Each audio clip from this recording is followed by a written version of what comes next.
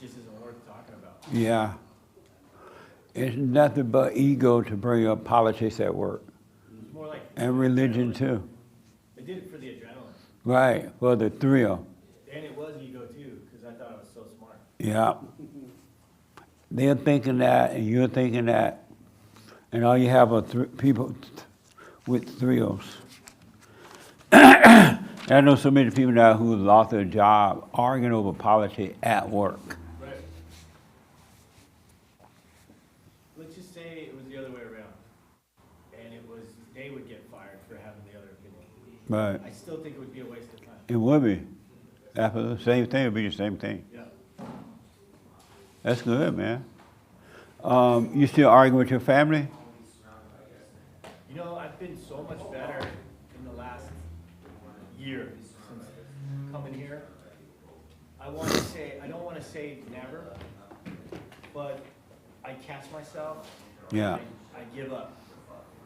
I sometimes either say, you know what, never mind, or I apologize, or I change the subject. Right on. It's a waste of time. It really is. Oh yeah, Nobody win. Nobody win. Everybody loses. That's what I was going to say. It's not only a waste of time, it's kind of destructive. Yeah, very much so. I was thinking about the debate with Trump and Camilla, and I've seen the people fight over that, who won, who lost, blah, blah, blah. And they're like mad at each other. They hate each other. Oh yeah. They hate Trump or they hate Camilla, and then they hate each other. I'm like, can't you have a debate without the anger? Can't you just disagree without being mad? They shouldn't be hating Camilla, and they shouldn't be hating Trump either. But it's hard to disagree with love. Everybody disagree with hate.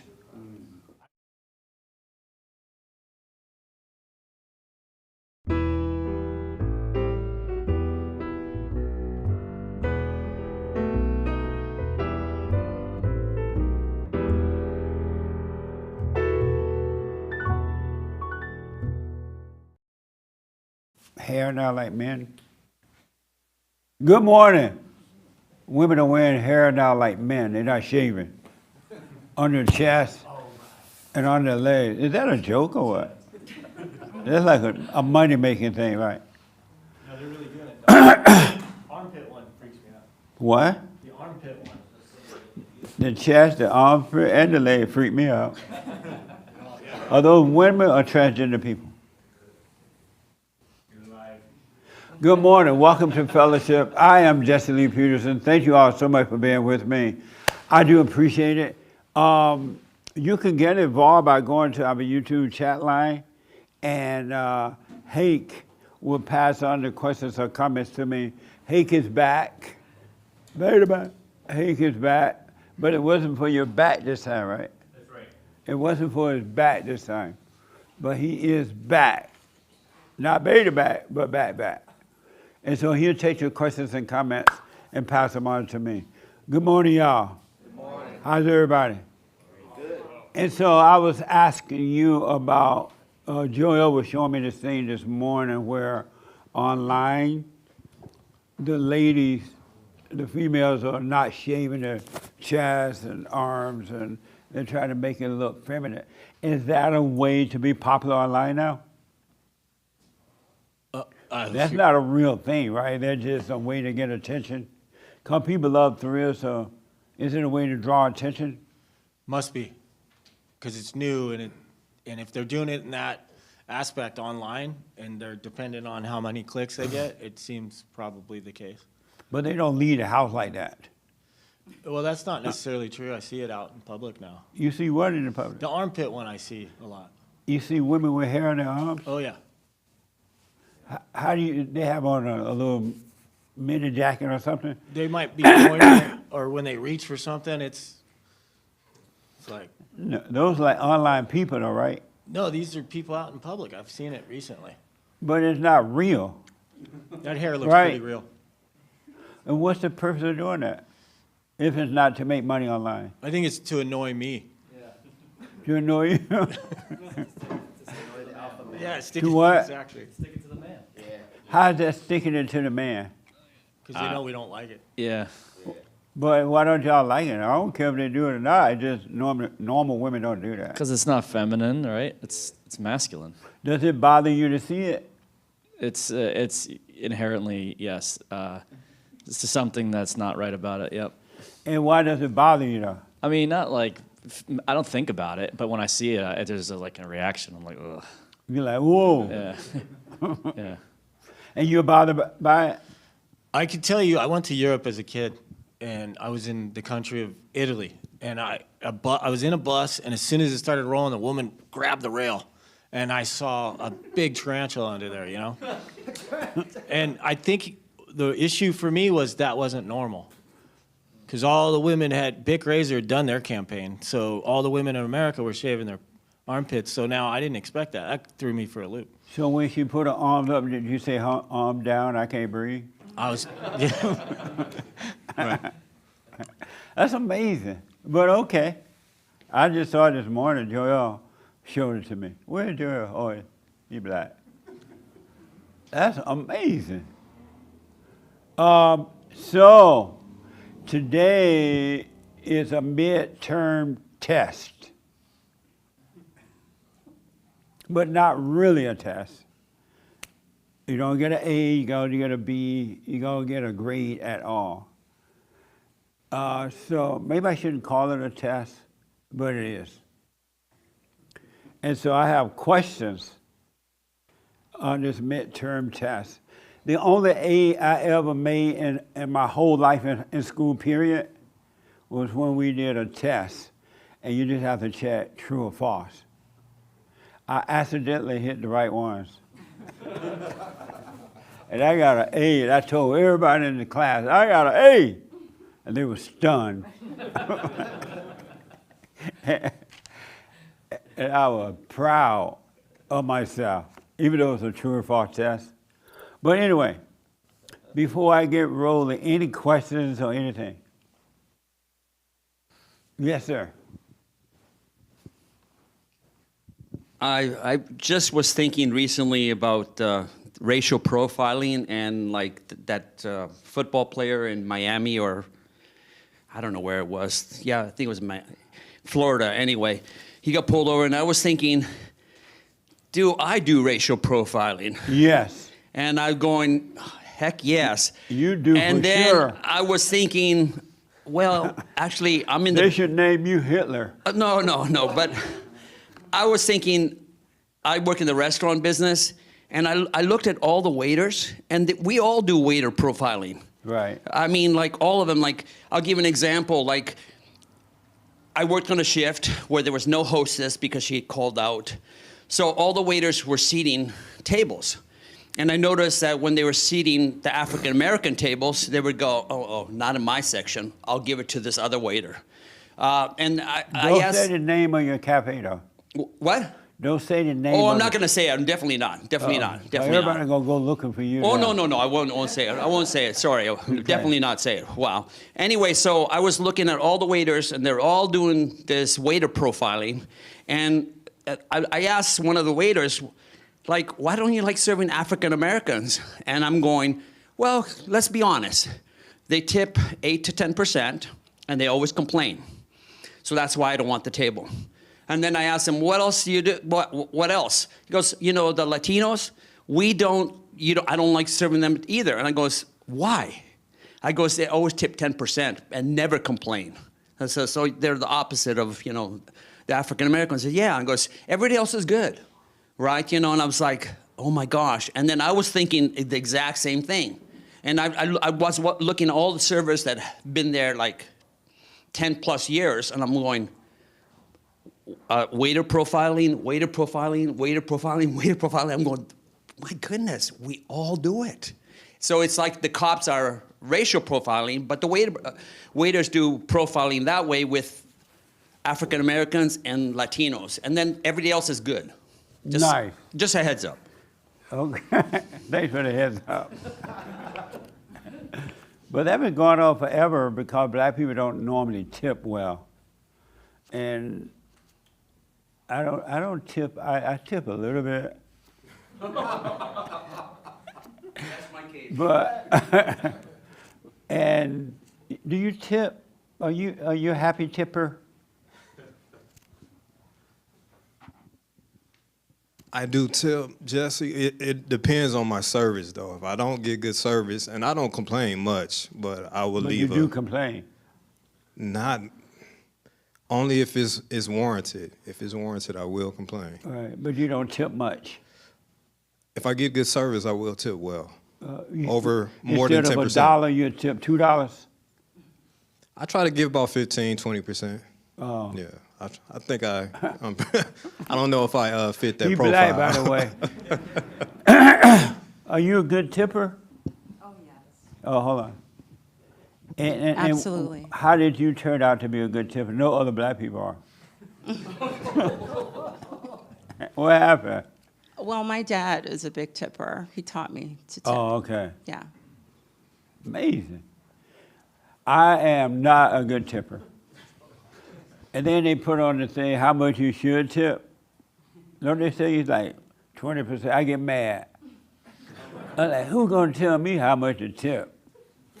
If they're not happy to getting paid by their bosses, they shouldn't work here. Nobody called me up and said, well, do you promise to tip 20% to make up a paycheck? So I get mad. Don't tell me how much to tip. My friend Clint don't like tip either. He black. Down in Alabama, he is a bad tipper. Yes. Let me ask her here. Yeah. And then, Those waiters rely on those tips but I because ain't they make don't no get paid. contract deal with that. I know, but they don't get paid a very high hourly. So that's how they pay their rent, and that's how they pay their car payments. So they rely So why on those don't tips. they make the company pay more? Because the company, that's not their problem. That's not the company. That's not the employee, that's not the waiter or the waitress's problem. They just want to work. So they rely Oh. heavily on those tips. So what I'm gonna do? And it then- always comes back, Jesse, it comes back tenfold back where? to you. I ain't seen no tip come back yet, unless I went and took it back out of the thing. Okay, so what I'm gonna do is all my employees, I'm gonna bring their salaries down, and y'all have to be polite to the customer, or you ain't getting no tip. How about that? How about that? Well, not in this context. Oh, Not in this context. so what's good for the goose is not good for the gander. No, it's in the service industry. These guys are actually working very hard. They're editing, they're taking calls, They're working hard. they're These guys are working hard? interfacing with, absolutely, well, I would imagine. You haven't been around during the week. I'm pretty sure it No, takes I'm a playing. lot to produce Yeah, a show. It does. It does. Yes. Yeah, I just want to say in Miami, it's everything is mandatory tip. They put 18% on everything, everywhere you What does go. that mean, man? They make you give it to them? They make you give it to them. How they know what they will do if you don't give it? It's They- part of the bill. Will they keep you from going out? The part of the bill. If you don't pay that bill, you're going to get arrested. Is that true? Yes, I think it's, and that makes sense. I think it's because there's so many Latinos there. Maybe they got used to not being tipped well, and there's. So is a law? It's not a law. It's just there's a couple like really high end places that won't do it because it's rude, but almost everywhere else does. Yeah, all That's over Miami. amazing. And one thing about tipping is you notice in the last 5-10 years they started making tips on everything. Everywhere you go, they turn around the screen and there's like add $1. So I'm a big tipper. I tip 20 to 30% Oh, yeah, at, he a, a major tipper. at a restaurant. But if I just buy. When he walk into the restaurant, all the waiters come to the table at once. But listen, by rule of thumb, I just do not tip any of those people With what? with those screens that turn around and ask for a tip for doing nothing. Oh. I just make it. It's a rule of mine. I don't do it at all. Yeah. So That's amazing. yeah, everybody wants a tip now. That's crazy, huh? Doesn't matter if they served you or not or anything. Okay. The young lady, are you a good tipper? Sometimes. Sometimes. How much you tip? 50 cents? I double the tax. Whoa. Yeah. Who taught you to do that? Mm, I don't know. My friends said it, so I did it. Nice. That's amazing. With my kid, they don't double the tip. If we leave a tip, they go back and steal the tip. No, I'm just playing. But that's amazing. Are you a good tipper, Joel? It's definitely. I'm like you. It's definitely not a rule. Be black. It's definitely not a rule. I go based off of like the service, opposed to me thinking like I'm gonna tip.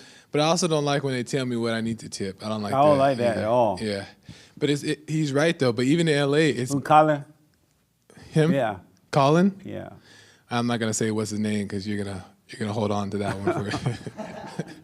But even in Los Angeles, it's the tip is built into the bill, so it's included in the bill now. So when you at certain That doesn't make restaurants, sense to me. Suppose you get Yeah. a waiter or something that's nasty to you.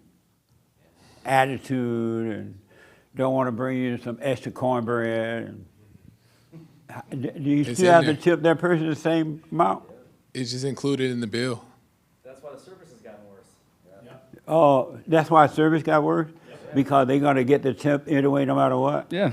Really? And then you got a tip on a tip now. And you also, she made me think of something. You're tipping on taxes too. That is crazy. When Trump said that tip are not going to be taxes anymore, so I'm going to get me a restaurant job. Isn't that a nice idea? Yeah. And that would be nasty and mean, and you better tip. Amazing. I think he was saying you're not getting taxed on tips, cash tips is what he was saying. Oh, okay. Yeah. Yeah. No tax on tips is what he's saying. Okay. I Not got that you. you have to tip on tax.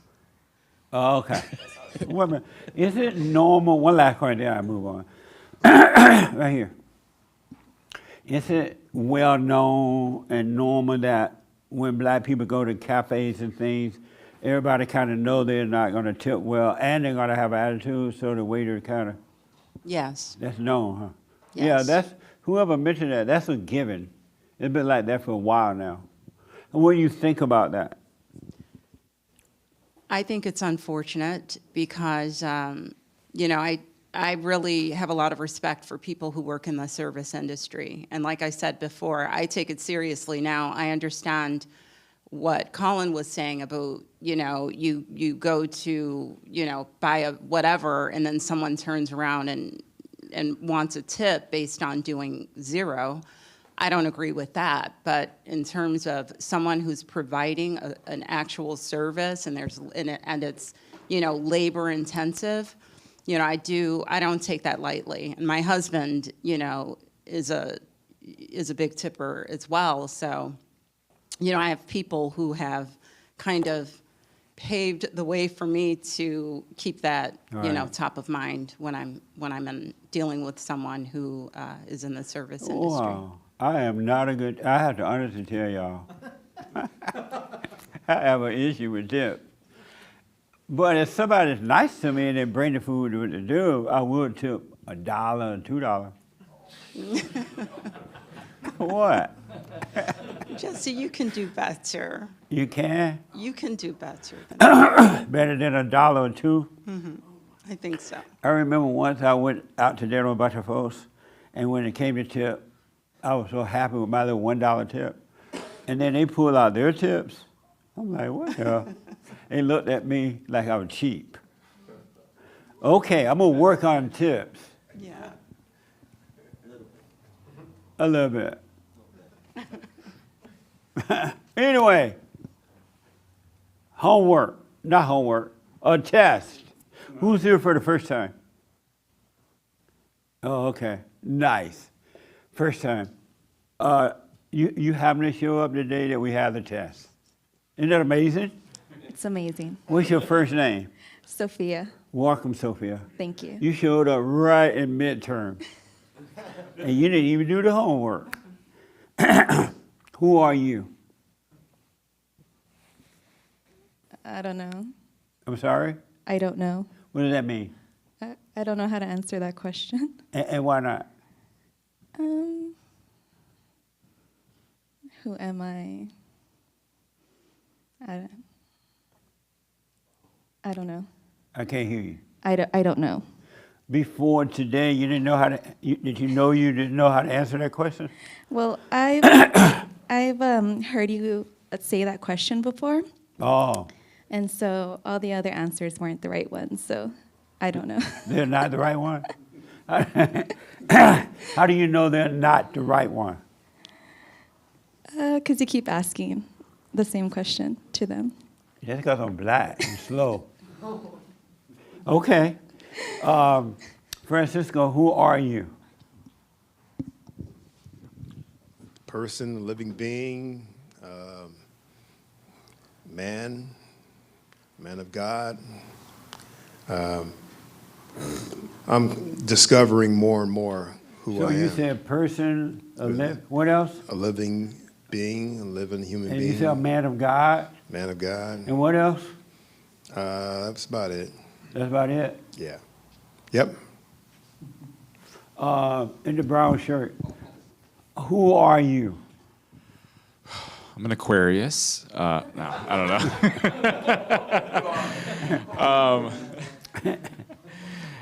No, I know there's like no right answer to that one because I've seen a lot of your videos too.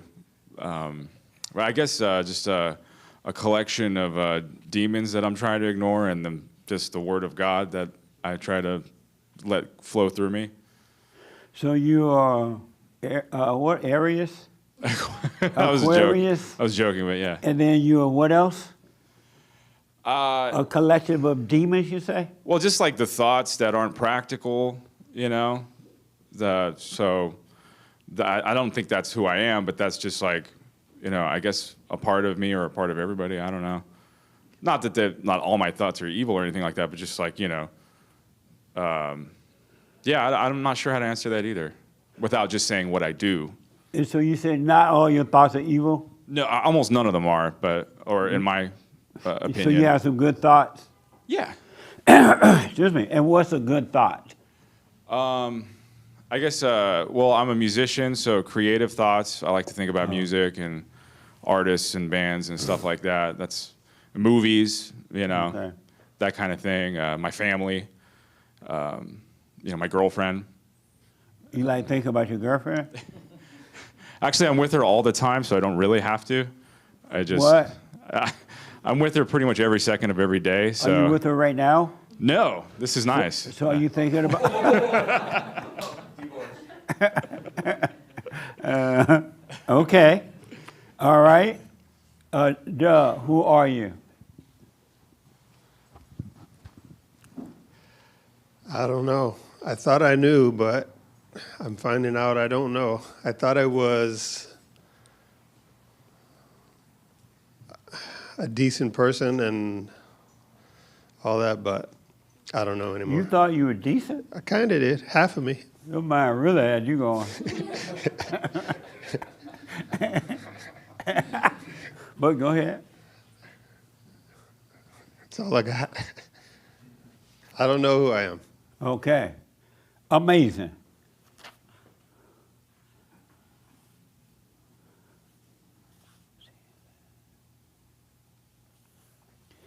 This is for Colin.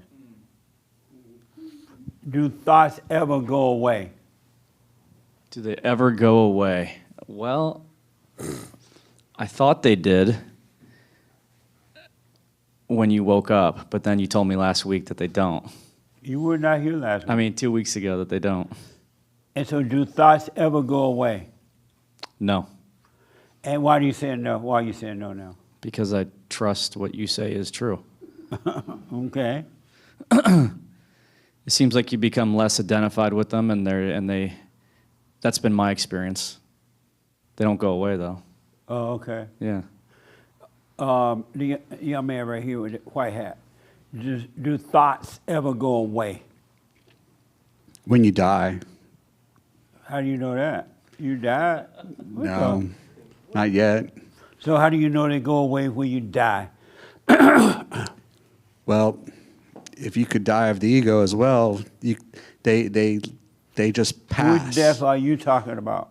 Well, I'm talking about real death. Like Death. So you died a real death? No, not yet. So how do you know they go away when you die? I guess I don't know. But I assume that if the brain no longer is in our working. You assume? Yeah. I rest my case. Okay.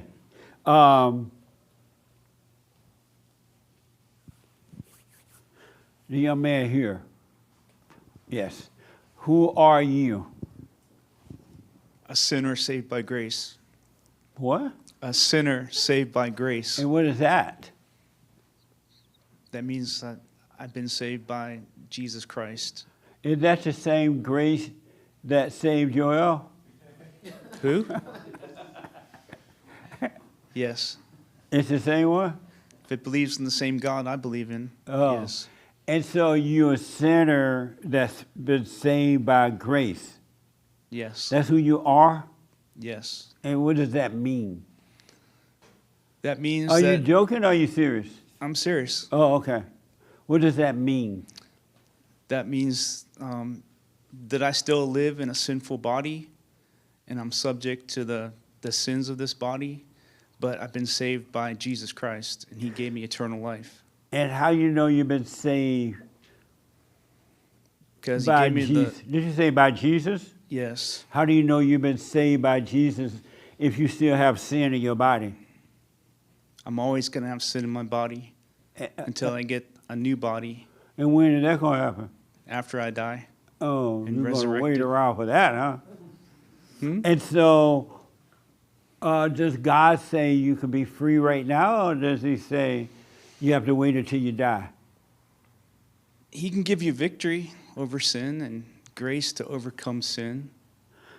But does he want you to overcome it now or Yes. after you die? He wants you to overcome it So why not overcome it now? Why wait until you die? because I still have this flesh that I have to live with every day. Oh, okay. And so are you your body? Yes. You are your body? Part of it is And are you your sin? no. You're not your sin, but you're your body. Yes. And why do you think you are your body? I'm made up of a body, a soul, and a spirit. Really? Yes. And who told you that? The Bible. The Bible told you that? Yes. What did the Bible say about that? You have a body, a soul, and a spirit. Okay. Amazing. Is this your first time here? Yes. What's your first name? Tony. Welcome, Tony. Thank you, Jesse. Yeah, glad you're here. Thank you. This is home. This is a test. This is the midterm. The young lady in the white. Who are you?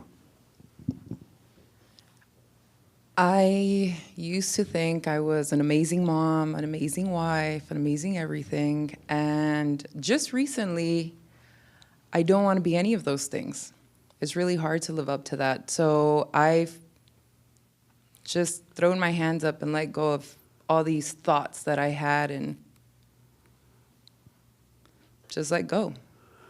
And so who are you? I don't know. You don't know who you I are? don't know. I don't know if I want to know who I am. I just Why don't you want to know? because I thought being a mom was what I was meant to be and a wife. And I obviously have a teenage son and I give up. I give up being a mom and I'm done. You gave up on your son? Yeah. You hate him? No, I don't hate him. Oh. No, I don't. I love him, but I just, messing. yeah. So, Okay. So you don't know. I don't know. Right here.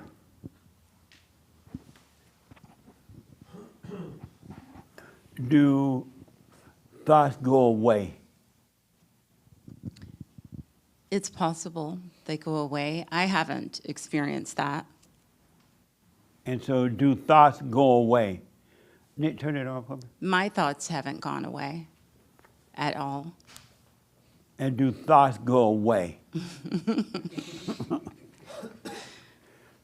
I would say if it's a yes or no, I would say no. You However, say I no. believe there's a possibility that there's some point of nirvana or whatever, Zen, where they could go away. Oh, okay. Amazing. Why are you afraid not to trust your thoughts?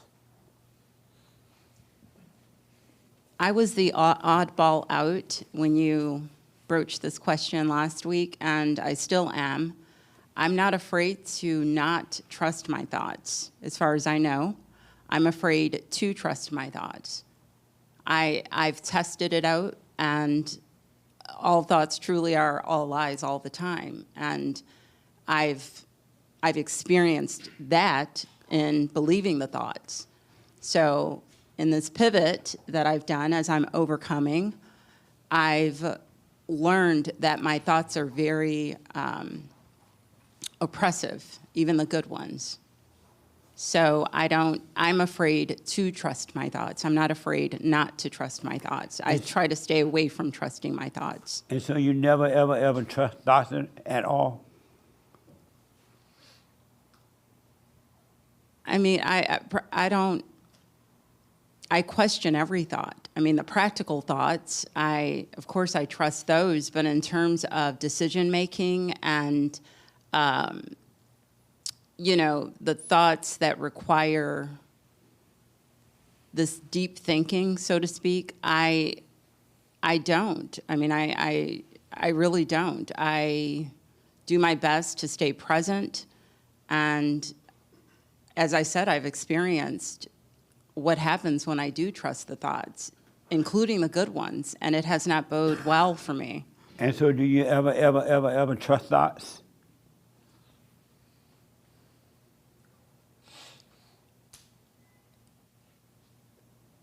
I can't think of an instance I have as I have been overcoming. I'm not saying I have made it by any means, but I question every single thought now. Even when I get great news, or when I get challenging news, or, whatever the case may be, I have learned through testing this out that my thoughts, they fool me all the time. And so do you ever, ever trust thoughts?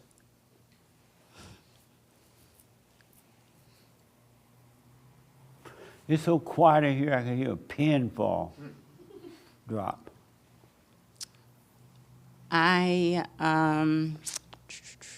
would say, as I'm pondering it, I would like to say I do, but I really don't. I feel like I should say I do, because I don't want to come across as someone who has made it or arrived. I haven't. But if you have arrived, why wouldn't you want to come across as that? Because what now? Wait, what?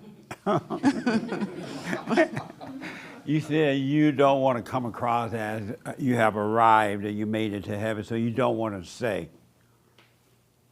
Well, because in saying that, I still, just because I don't trust, just because I'm not afraid to not trust my thoughts, there's still other layers of things that I have yet to overcome. So this is one area where I have seen and I've experienced. I don't want to say that I've arrived to heaven because you don't want to feel you arrived, right? Right, I'm reluctant. Thoughts that said, don't look like you arrived to heaven, so don't say. Oh, so that's trusting a thought. No, that right? was a question. Okay. Isn't it so much fun? I love midterms. Well, I suppose I do trust my thoughts because Why are you that changing was your a mind? thought. Okay, because, this is complicated. So what It's is very the- complex. What is the answer? Why are you afraid not to trust your thoughts? Ooh, this is a complicated question for me. And why? Because in this moment, I'm trusting a thought. But I just brought it Right? to your attention. Why do you see that before I brought it to your attention? I probably need to be more observant. I'm sorry? I need to be more observant. Joel can't hear you. Why Joel specifically? He black. Yeah, I need to be more observant. So why are you afraid not to trust your thoughts?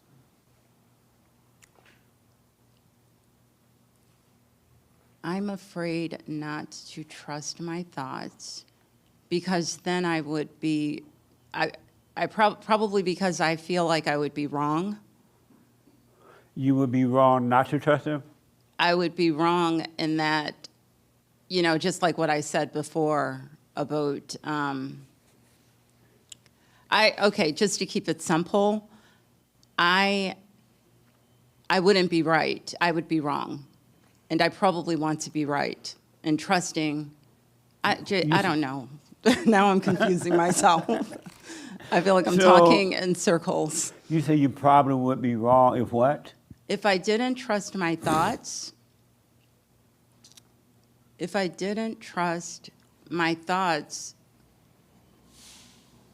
I feel like I would be floundering to not trust a thought. So I that's feel why like you're that gives me something. Wait, why am I afraid not to trust my thoughts? Gosh, This takes that's a really long time, huh? complicated.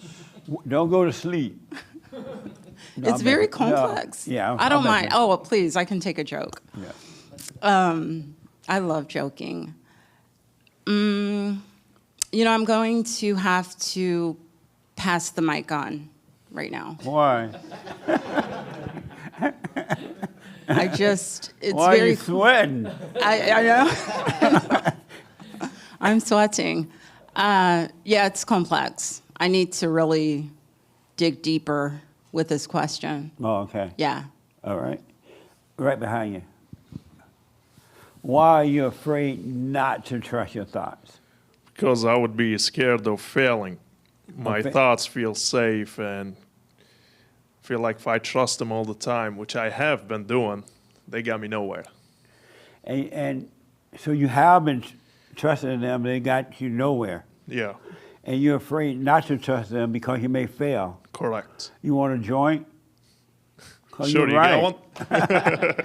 So what are you gonna do? I don't know. Meaning what? Suffer and die. When did you become aware that I'm afraid not to trust them because I'm afraid of failing, but yet I'm trusting them and I'm still failing? Last week when he asked me the same question. Oh, okay. Yeah. Nice. What is it like to see that? Amazing. Oh, good. So I have one other, then I want to go to the young lady. I had a good one I wrote down. Is God in control of your life affairs? I hope he is, but most of the time we try to play God. How about you? I do. So is God in control of your life affairs? Yes. And why do you say yes? I mean, God got me here. Anything else? No. Oh, okay. Amazing. So God is only in control of your life getting you here. Is he going to be in control of getting you back home? Of course. Well, okay. Amazing. Let me talk to the young lady. Why are you afraid not to trust your thoughts? I think I would agree with her about, I would say I'm more afraid to trust them because I think just where I've kind of come in life, anytime I have really listened to the thoughts that aren't practical, I guess I don't want to say I regret the choices I've made, but I realize like maybe I shouldn't have acted. I should have just gone with it and not done anything. So you say you're afraid to trust it? Yes. You're afraid, so you don't trust your thoughts? I trust practical thoughts. How about thoughts? Do you trust them? No. So you never trust a thought? I might entertain it for a second and then be like, no, we're going down the wrong path. And so you never trust a thought? Practical thoughts, I'd like to think yes, but other ones, no. So you never trust a thought? I guess so. You guess so? Mm-hmm. You do trust it? I do trust that I don't trust. You can sit on the front row. And so, do you ever trust a thought? Yes, because I think practical thoughts are thoughts, so yes. But how about non-practical thoughts? Do you trust those?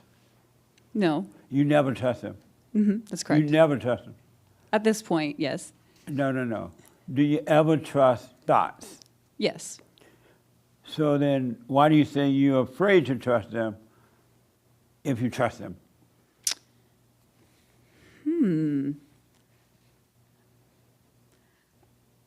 That's a good question. I guess it kind of depends on a thought that's like, is it asking me to take action right now? Or is it something that I can sort of just think about and, ponder in my head? Or is it something where it's a thought that's like, oh, you need to do this versus doing this? And so, why are you afraid not to trust thoughts?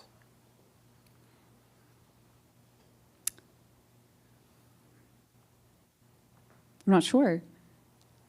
And so, are you afraid not to trust them? I guess so.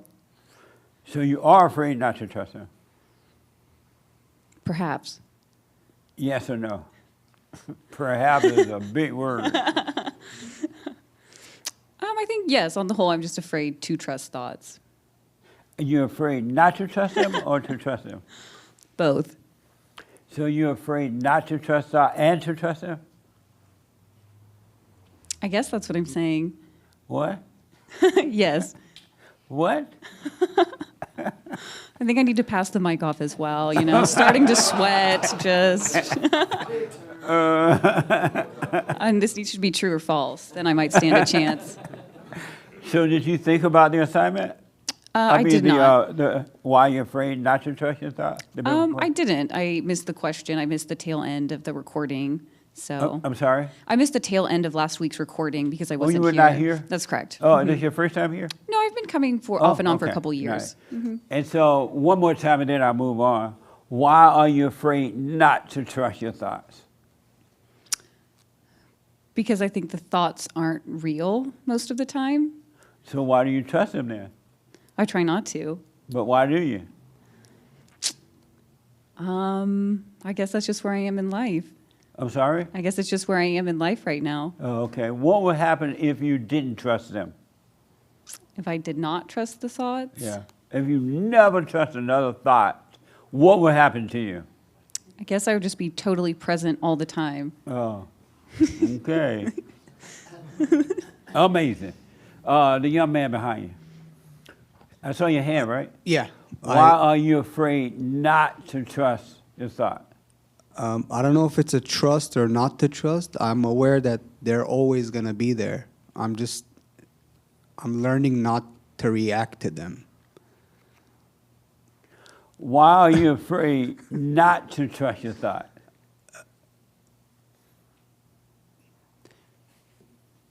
I do trust them. I just don't react to them. That's what is going to make me a stronger person. You do trust them? Yes, but not. And why are I you just don't afraid react not to trust them? because I know it's bad. Not to trust them is bad? No, the thoughts are bad. Right. So I just don't react to them. I think that's what makes a good person from a bad person. On earth, I mean, if I'm able to explain I'm it. sorry you're failing this grade in front of your daughter. Don't judge your daddy. You know old people are not smart, right? Why are you afraid not to trust your thoughts?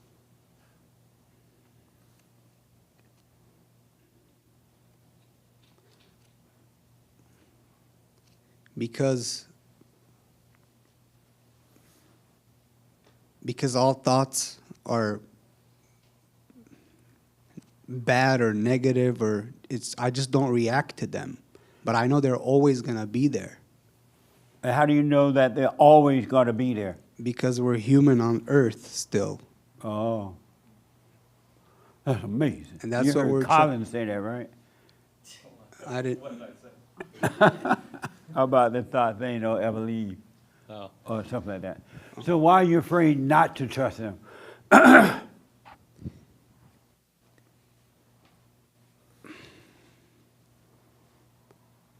It's not that I'm afraid. I have to face it. because they're always going to be there. I just don't react to them. They're never going to go away. That's what. One more time. So you want to pass the mic too, right? No, I don't. Go ahead. I don't. Why are you afraid not to trust your thoughts? Because if I do, it can be bad. What can be bad? The thoughts. And it can take me down a rabbit hole that I don't want to be down there. That I know So it's you're bad afraid behind not that door. to trust? Are you saying you're afraid not to trust them because they'll take you down a rabbit hole? I'm not afraid. I'm facing them by not reacting to them. So the question is, why are you afraid not to trust your thought? And you say what? Because because it can take me down places where I know it's bad. And that's what separates. But are you answering the question or not? I don't know. Amazing. I'll come back to you.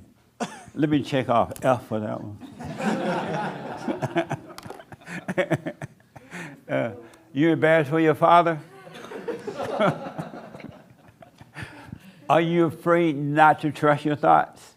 How old are you again? 16. Nice. Are you afraid not to trust your thoughts? Yeah. You are? And why? Because I don't know, I don't want to think bad things, I guess. But the thoughts are making you think bad things. Yeah. And so why do you trust those? Why are you afraid not to trust those?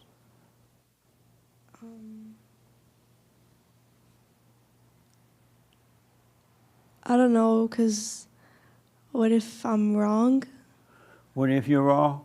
Yeah. Oh, okay. Interesting. You afraid of being wrong? Yeah, or failing. Oh, okay. We're going to change that today. All right? I'm going to tell you how to work on that. Nice. Okay. Over here. And then I come back through here. Right here.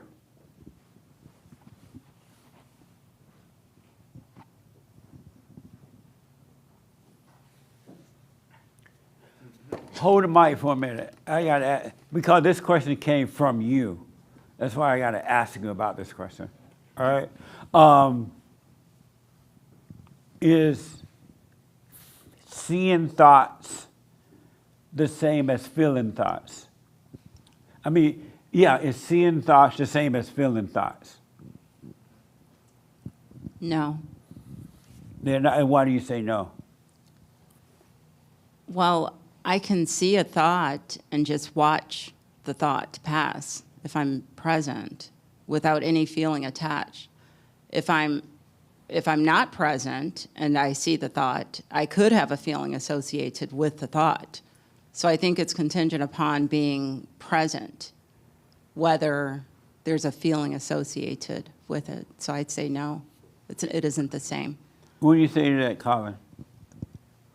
Is seeing a thought the same as feeling a thought? I agree with her. What she say? That I can pass this test. Are you guys having fun? Yeah. This is nice for you? Yeah. Oh, okay. Because I want you to, okay, I'll tell you what I want in a minute. Go ahead. That you can see a thought and let it pass, and you could also feel, it could become a feeling. You could also let that pass too, but it's a little more difficult. And so seeing a thought is not the same as feeling a thought? No.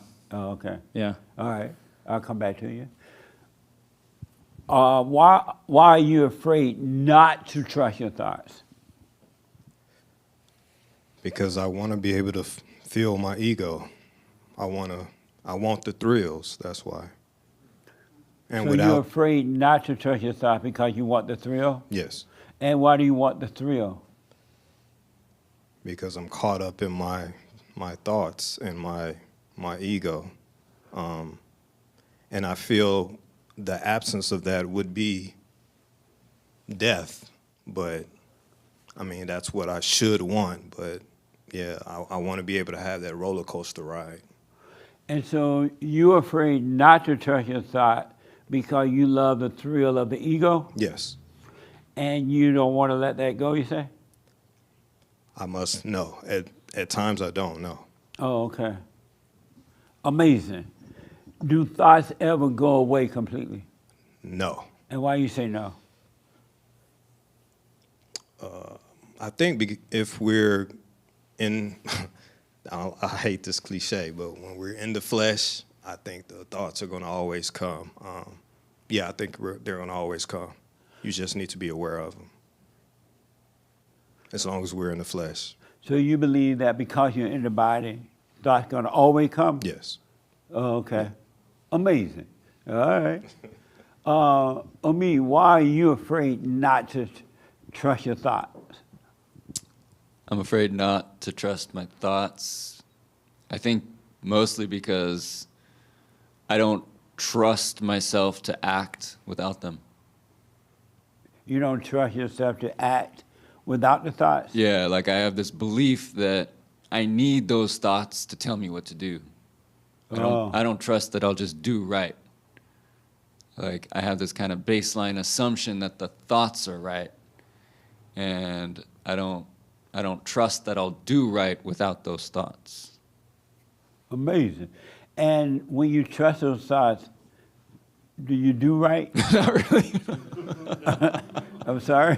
No, I mean, no. And so what would happen if you didn't trust them, knowing that trusting them, you're not doing right anyway? There's not a great reason that I'm lost in double negatives, but what I'm trying to say is I don't argue with that. Now it's an issue. That was a question. I agree. I forgot how you worded the question now. Since you don't do right, but when you are trusting them, Yeah. what would happen if you didn't trust them? I don't know. And I don't assume that I would do right. Now I'm just so used to trusting them that I have to kind of undo that behavior. It feels like I have to work hard not to trust my thoughts. I have to work hard to be present and to just let them pass without just assuming that they're true. Oh. Okay. Okay. That's my PR guy. Tomorrow, your job will turn into a tipping job. Oh, no. I need one of those 30% buttons. Yeah. Okay. The young man behind you. Which one? I'm going to move a little faster, the older one. Who are you? I am that I am. What does that mean? Well, it was kind of revealed to me just recently, actually, that that I am, because I was just going through my day, and it just kind of dawned on me, I am that I am. I'm where I'm at. I'm here. I'm present. I'm walking towards the light. That's it. And your wife is looking at you going, what the? So you are that you are. And that means what again? Just means that I'm aware that I am where I am. I'm here. I'm just present. I'm aware of that. I am aware that I am here right now. And I am what I am. There's nothing more than I can be. Who said that in the Bible, I am that I am? I have no idea. But you know somebody said it, right? I've heard it throughout my life, but it never hit me since recently. I was just kind of like going through my growth, and one day I was just like kind of the wind was blowing on me, and I was like some of my heart was questioning myself, and it's like something in that moment told me that I am that I am. Wow. That was it. That was it. Why the wind was blowing? The wind was blowing. It was a nice day. The Spirit of Jesus. I hope so. Why are you afraid not to trust your thoughts? I'm not. You're not afraid not to trust them? And how do you know that?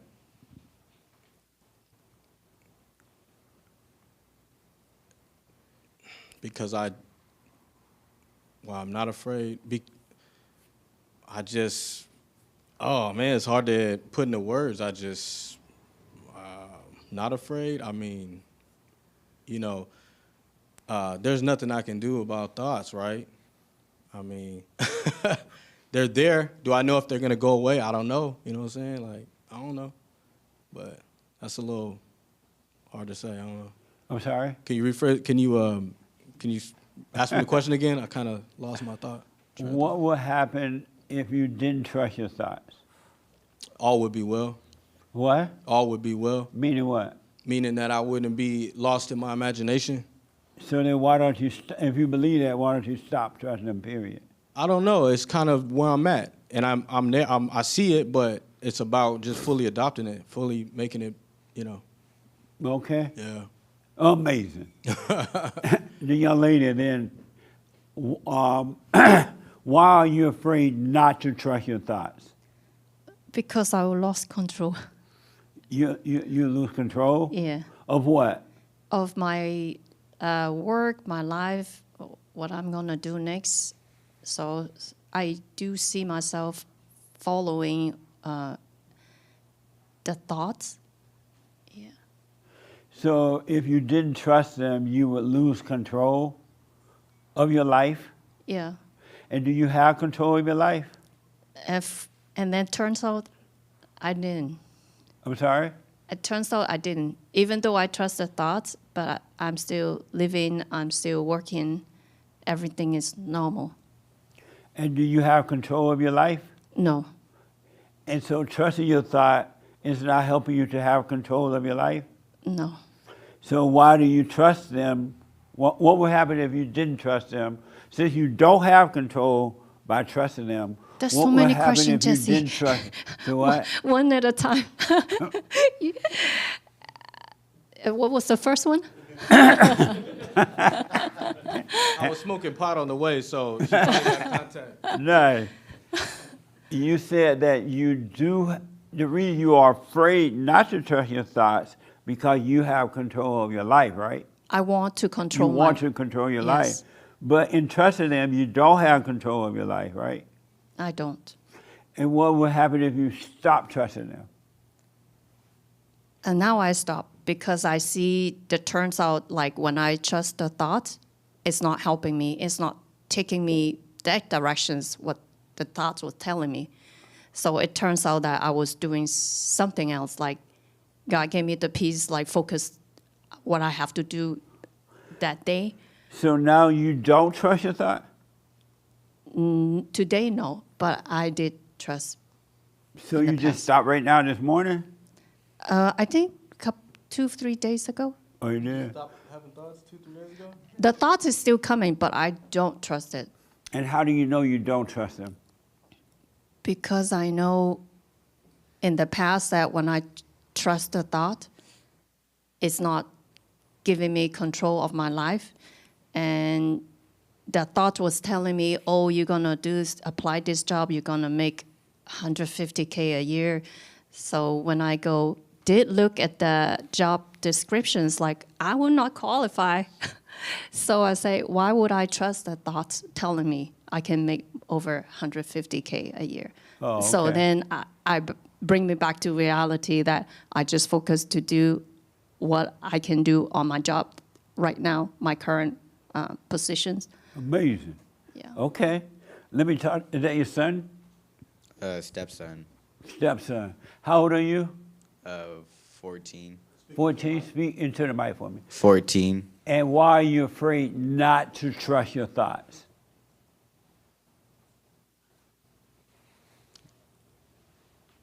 I don't know. I'm sorry? I don't know. Do you know that you trust them? Yeah, I trust them. And when you trust them, do they turn out well or not well? Not all the time. And so why do you keep trusting them? What would happen if you didn't trust them? I wouldn't do a lot of the things that I do. Yeah. So why don't you stop trusting them? Let's see what happens. Because sometimes my thoughts, like, help me do things that I need to do. Like what, for example? Like if I needed to do my homework. Right, or, but that's fine when they help you with homework. Or like get to school on time. Right. Or like, yeah. And when they tell you that you're no good, how do you handle that? Wait, what? When your thoughts say that you're a bad guy, what do you do with those thoughts? I don't know. Do they ever tell you that? That I'm a bad guy? Yeah. Sometimes. And when those thoughts come, what do you do with them? Don't listen. Do you trust those thoughts? No. You know, how about when they tell you that you're a good guy? Do you trust the thoughts? Yeah. And so why do you trust them when you tell you you're a good guy, but not when they tell you you're a bad guy? I don't think I'm a bad guy. Do you think you're a good guy? Yeah. And what's good about you?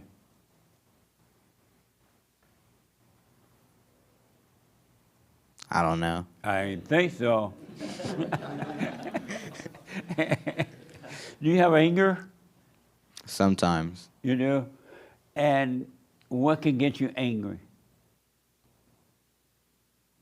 If somebody looks at me the wrong way. And what's the wrong way? I don't know, like, if they look at me weird. You want to fight them? Yeah. Oh, amazing. Okay, I'll come back to it and tell you how to overcome it, all right? All right.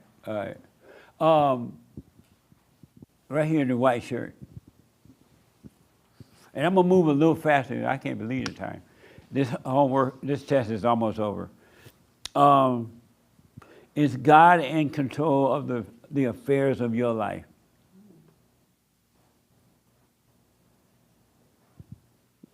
I don't know. What? I don't know. You don't know? Yeah. And why don't you know? I mean, he might be, but I don't know. There's no way for me to prove it. I have hope and faith that he's guiding me on the right path, but I don't know if he's in control. Maybe he just allows things to happen. Repeat that?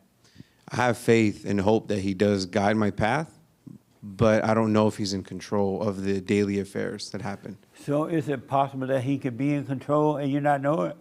It is possible, yeah. And how is that? Because I feel like there's things that I don't know yet until, I don't know. I've been going through a lot of spiritual awakening lately. So it's been like a big beat down internally. So I'm really like in a phase right now where I don't know what's real. You know, like if you were asking people, who are you? I don't know who I am. I thought I knew.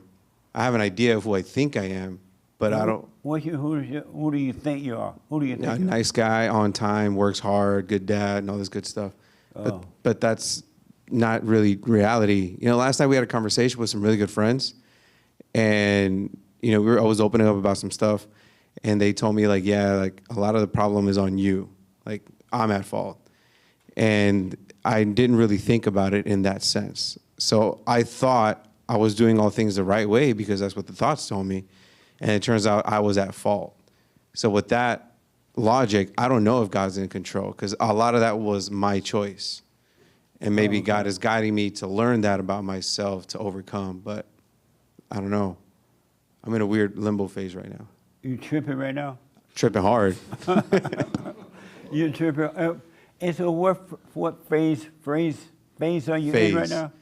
In like this weird stage right now, you know, my son's a teen and, you know, there's a lot of stuff that he's doing that I feel like I'm at fault or if he's at fault. And I'm not really sure how to react. I don't even know if there's a right way to react. I don't even know if I should do anything. Like the thoughts are just driving me insane. Oh. So when your question is, am I afraid not to trust thoughts? Yeah. I think it's because the thoughts are so convincing. So you're afraid not to trust thought in helping your son right now? Right, because the thoughts are convincing. They make sense. Like it literally feels like there's a conversation, like somebody's tapping me on the shoulder. Like if I'm in a boxing fight and I get in my ring and I'm in the corner and then there's my coach telling me, whispering stuff in my head. That's what the thoughts feel like. Oh, amazing. Yeah. You're in a mess, huh? A mess. How old is he? 14. 14. Yeah. Okay. So you don't know what to do. No. And when you don't know what to do, the best thing is what? Nothing. So are you doing that? Yes. Okay. Yeah. Is it hard not to do nothing? It is because I have an impulse to want to do something and take action of, make a phone call, call a therapist, do this, do that. Like I just want to, because I want a quick result, right? Right. But I'd rather do nothing and just let it play itself out. Because if you do those things that your thoughts are telling you to do, you're going to make it worse. Right. I'm aware of that. That's the thing. I'm aware of that. So that's why I feel like in this weird phase right now. So I'm tripping hard because I want to take action, but I shouldn't. And I want to, but I won't. So I'm in this weird, phase right now. And you're in a weird place. And Yes. And the reason, because you don't know what to do? Right. Really. But not knowing what to do, why would you be in a weird place? If you don't know what to do, you just don't know what to do. Because then the thoughts whisper feelings of frustration. I get impatient. I want to have I want to see a result. I want to see a change. But a lot of the times, what I'm putting out towards others, I should be applying to myself to want to change about me. Because the things that annoy me about others, I'm at fault. Yeah. Every time. Absolutely. Amazing. Yeah. So, what a mess. Mess. And he's, how old is he? He's 14. 14. Yeah. How old are you? You're 16. 16. Oh, just wait until you're 16. Nope. You have a boyfriend? Well, like a crush. You have a crush? Yeah. What's the difference between a boyfriend and a crush? Well, crush is like your, like not together. Oh, you have the crush, but he doesn't know it. He knows he likes me back. What? So he knows you have this crush on him, but he has one on you too? Yeah. Yeah. Are you afraid? Are your parents afraid that you're dating? Are they afraid for you to have a boyfriend? They don't know? No, they know. Well, they're not afraid. They just don't want me to mess up. What now? They don't want me to mess up. They're not afraid. They just don't want me to do wrong. They don't want you to do wrong? Right. But they're not afraid. No, hold on for a minute. They're not afraid? No. Do they trust you with your boyfriend? Yeah. They do trust you? Yeah. But they're nervous? Yeah, they don't want me to like do anything wrong that could like affect me in the future. Right. And you understand that? Mhm. Oh, okay. Amazing. Yes, sir. I always tell her that women, they're born with value, and if they do lose that value once, it's never coming back. So I just try to. You tell them that women are born with value? Well, what's their value? I'm talking about teenage like cooking stuff. and sewing. No, I mean teenage stuff. Teenagers and stuff. I mean, I don't want her getting together with someone and this and that, and to always save herself. And I mean, that's what I. So when you tell her that women are born with values, does she ask what values? Well, she kind of knows what I'm talking about. She kind of knows? Yes. Oh, okay. Because I know she's going to But have crushes. You mean you want her to wait until married before she starts Yes. tripping? Yeah. Wait until married, buddy.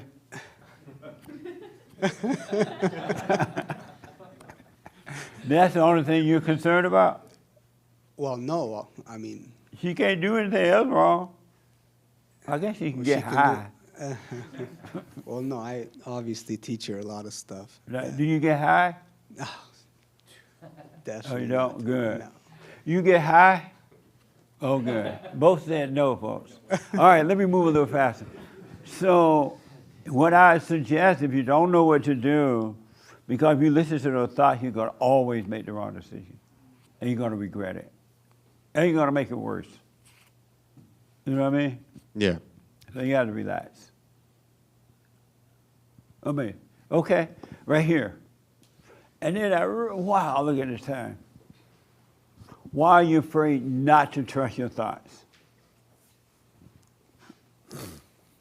I guess there's two things. One, I don't trust God. Secondly, I've identified with my thoughts for so long that it feels like me. So there is one, if I don't trust them, you know, I guess there is this still, I don't trust God to give it over to him. And because sometimes it's hard to, I guess I'm still sometimes, what is my intuition and what is my thought? And this thought feels like me, that it's hard to let that go because, yeah. What would happen if you didn't trust your thoughts? Well, freedom and a lot of, I would let go of a lot of suffering and this false idea of self. And there's moments when I do let go of thoughts and I can see what happens. And then there is moments where I'm not staying present or the thought feels so convincing that I trust it. And it takes me on this trip where there is pain and there's suffering of I'm not good enough, or there is insecurity or stress or anxiousness, or sometimes even a good thought like or good thought but you know, oh, I'm good enough, or I'm great at what I do, or whatever it might be. But it's usually a very short trip because quite quickly there is another emotion following that, which is a hard crash of something. Amazing. And so if you didn't trust them, what would happen, you think? Let's say you never trust another thought. Mm-hmm. What would happen to you? Freedom. Yeah. Freedom? Freedom, and I guess coming back to that idea of perfect peace, because there is nothing that will take you up or down. You're just moving in perfect peace, and that doesn't mean that it's a state of nothingness. It's just a state of a very elevated baseline, and nothing can really touch it. Nothing, you just move through life with freedom in that state. Okay. Amazing, huh? One quick answer, do you want to be different? Do I want to be different? I don't really know. In one way I want to say yes, and another way I want to say no. When I look at how I behave and people around me behave, I do want to be different. And when I say I want to be different, I guess it's what we're talking about right now. Because I think the majority of people trust their thoughts. But I guess it's that the ego that wants to be different. So. So do you want to be different? Comparing to what I am right now, yes. Okay. The young man right next to you, do you want to be different? Yes. And why? Because I don't like conforming, and I don't want to behave like and act like everyone else around me. Did you forgive your father? I don't know. Did you forgive your father? No. And why not? Because I'm stubborn. And so if you don't forgive, how will you ever be different? I don't know. What would happen if you forgave your father? All my worries would go away. How do you know that? I don't know, because you're telling me.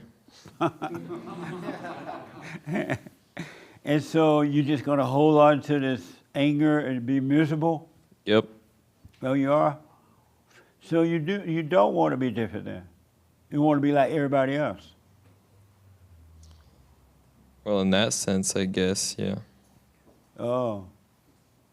All right. So you're happy being miserable. No. Then let the anger go. Forgive your father. It's hard. And why? I don't know why. You don't know why? It's just something inside of me that wants to go against everything. I don't know. Against your father? Yeah. Oh, you know that's evil, right? That one. Yeah. That. So why are you worshiping evil? What was that? Why are you listening to evil? I guess because I'm comfortable. It's uncomfortable? It's comfortable. Listening to evil? Mm-hmm. Okay. You know you already look like that boy on that roof. I know. That boy's on that roof because he had anger, I'm sure. You believe that? Yep. Yep. Okay. Have you forgiven your father? Look, your father want to leave the room now. Have you forgiven your father? No. And why not?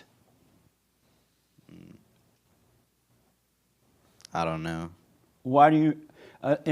If it's too personal, don't say. But why are you angry at your father? What are you angry about?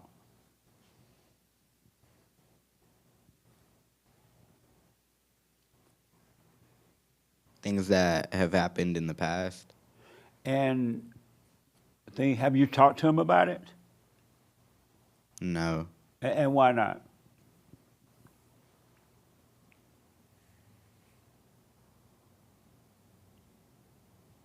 I don't know. I just don't like. I don't know how to talk to him about it. You go over to him. Hey, Dad, I want to talk to you about this. I hate you. No, it's not like that, though. You ate up all my eggs. You weren't patient with me. You yelled at me, and I hate you for it. Would that be difficult? Yeah. And why? Because I don't hate him. If you're angry, you do hate him. That's what anger is hatred. That's why you're not feeling good, because you have the anger, and the anger is hatred, and no one feels good when they have anger. That makes sense? Yeah. And so have a talk with him and be honest with him. Are you afraid to talk to him about those things? No. So then have a talk with him so you can get over the anger. Otherwise, you're going to end up doing just whatever he did. You're going to become like what you hate. Do you want to be like him? In some ways. But those ways that you don't want to be, you're going to be like him if you don't drop the anger. What do you think about that? Yeah, I agree. So you got to forgive him. He did the best he could. All right? Yeah. You're going to end up like this guy on top of that roof. You got to forgive your father, man. Any question about that? No. Okay. Listen, you got to forgive your dad. How old are you now? 16. You're 16. You got to forgive your father so you can be free. Why would I want to be free? Oh, you don't want to be free? No, I'm asking you, why would I want to be free? Of all your misery, your unhappiness, your fears, your doubts, your uncertainty, or becoming like other people. You say you don't want to be like other people. You got to the only way you overcome all that, you got to forgive so God can forgive you. Who is God? You'll find out once you forgive. You know what I mean? I understand. Yeah. So you got to, do you need your friend to go with you to forgive your father? I don't think so. That's my responsibility. Yeah, but you're not taking it. Yeah, because I don't feel the need to, really. Oh, you don't feel the need yet? No. Oh, okay. We'll just suffer until you're ready. I understand that. Okay. Nice. The young man right here, quick question. You said you believe in Jesus and all that kind of stuff? Yes. I'm sorry? Yes. So if you believe in Jesus, why are you so miserable? Who says I'm miserable? I see it in you. No, okay. So if you believe in Jesus, why are you so miserable within yourself? You're not free. You're just waiting for things to work out in life, and you know, I don't know what else to say. You keep waiting for the world to change? No. What are you waiting for?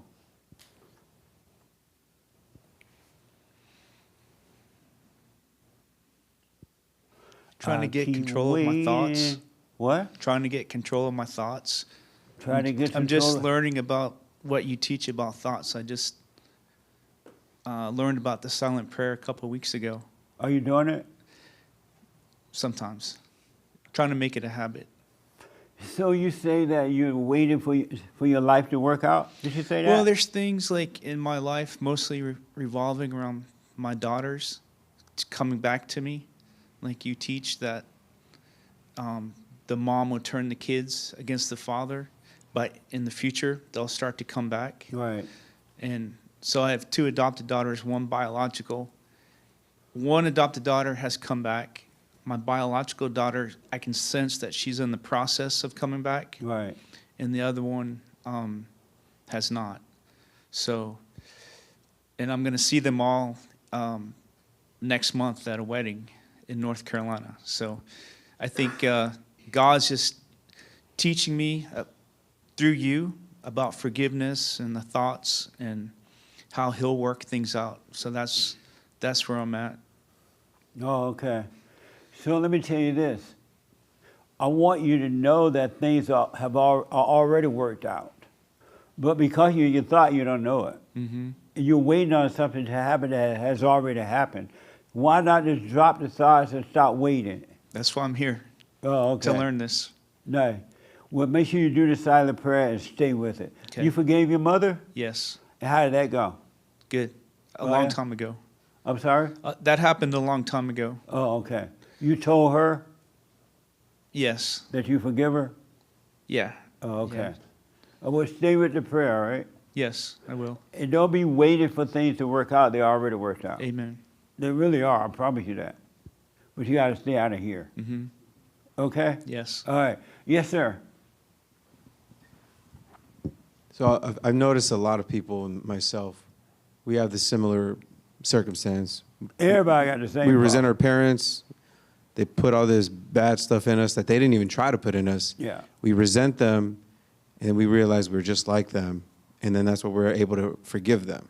Yeah. Because the spirit in us came from them, so the awareness comes from within to forgive them because they have the same spirit as I have, Right. and grandparents, whatever. So, is life supposed to be that way? Be what way? That same bogus cycle where we like when I know you say like only a few, but it's like 99.9% of people go through it. Like, is that supposed to be that way? Is that by design, or is that the one thing devil's I can work? promise you, most people are never going to get there. Right. They're going to stay in hell. They love their hell. They don't want out of their hell, and they're going to stay there. And if you try to bring them out, they'll destroy you. And then there are people who are going to get on this path, but because the path is so hard and so rough and so evil, some people are going to get off. Like, this is too much. Where is God? This is not happening. And then the handful is going to get on. They're going to stay there because they really want the truth. And they're going to stay with it. So most people not, even in the Bible it says, only a few are going to find this straight and narrow path. And you got to go through seeing how evil you are. Every human being is wicked to the core. Every human being. And they don't want to see that part. So when they start this journey, they'll go to the nice part. Oh, yeah, I'm in my thought. I don't think no more, I'm in my thought. Oh, yeah, that's a feeling. And then they might not overreact to a situation. Oh, yeah, I don't overreact. But it was a lot more than that. You literally got to die. And most people die because you died from evil, and most people love their evil. They think that it's them. And who will I be if I'm not evil? Who would I be if I don't have fear, if I don't have this, I don't have that? Who would I be if I never got angry again? They're afraid not to be. anything. So a lot of people are not going to make it. It's going to take that committed person to let go everything. You got to let go all your anger, all your tears, all your sadness, all your frustration. When God said let go of the world, you got to overcome the world, he means you got to overcome all of your emotions, all of them. Because people love to hold on to their emotions. Feel good emotion or feel bad emotion. People love the identity of being angry, judging themselves, and feeling like they're in pain. Like the young lady was saying that she feels like it's her. That's a thrill because it's just a thrill. It's not her at all. There is no her there to be, to feel anything. Well, she feels in her body, but you're not your body, right? And most people are not going to make it. They're just not going to make it. Even say, well, where's God now? You've been doing this for 80 years. You're still miserable. You're still in your head. Where's God? They're going to give up. Because I noticed that the thoughts make me feel very negative and then make me feel positive. Yeah. And then it's this yo-yo. Yeah. So then that's when there's no such thing as joy, sadness. None of that exists. It's just a game the devil's playing with us. And he playing that game with every human being on this earth.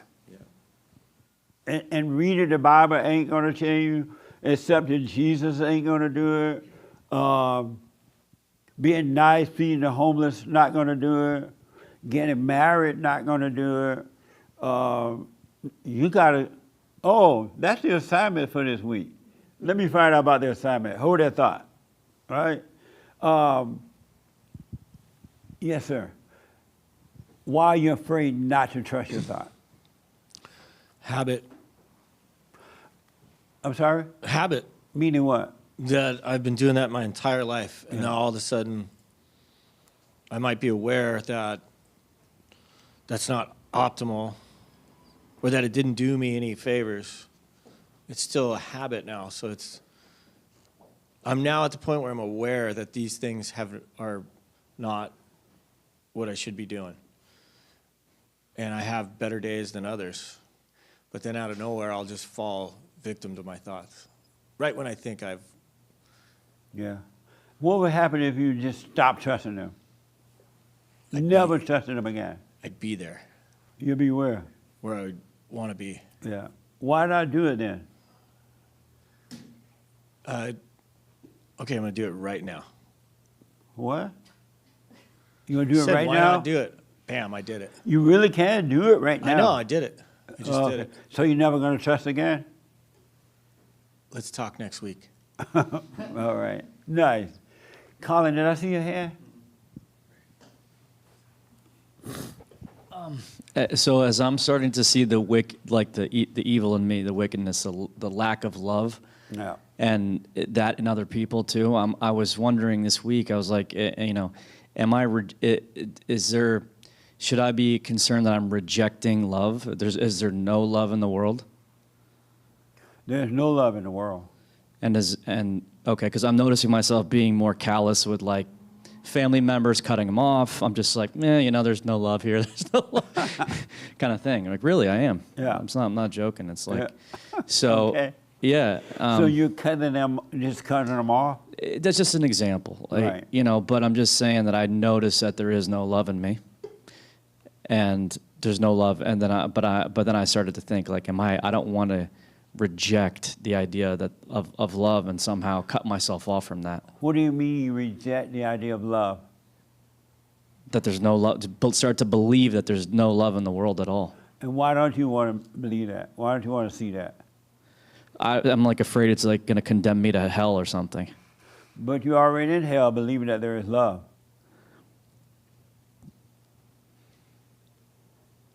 Mm-hmm. Yeah.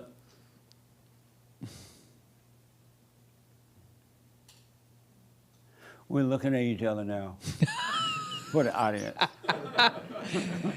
But if there's no love at all, then how is this happening right now?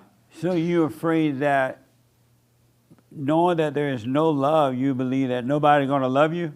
You're No. never going to receive love? No. I'm worried that I am shutting it out. I'm like condemning myself to hell or something like that by cutting myself off from believing in any kind of love at all.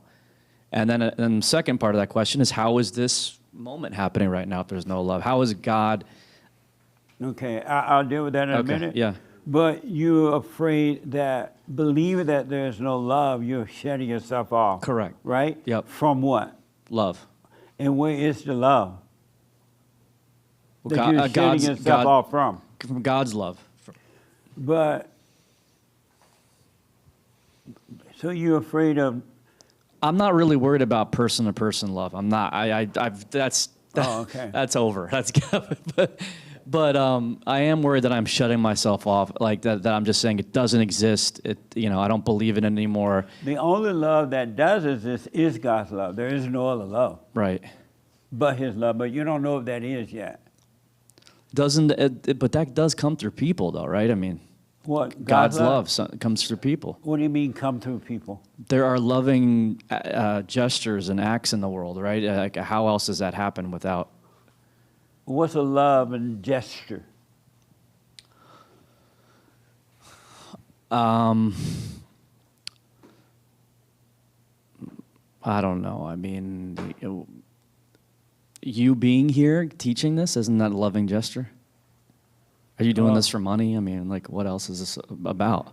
Am I doing it for money? Yeah. No, 'cause you guys too cheap. Well, that's my It point. ain't for the money, that's for sure. It's for the super chats.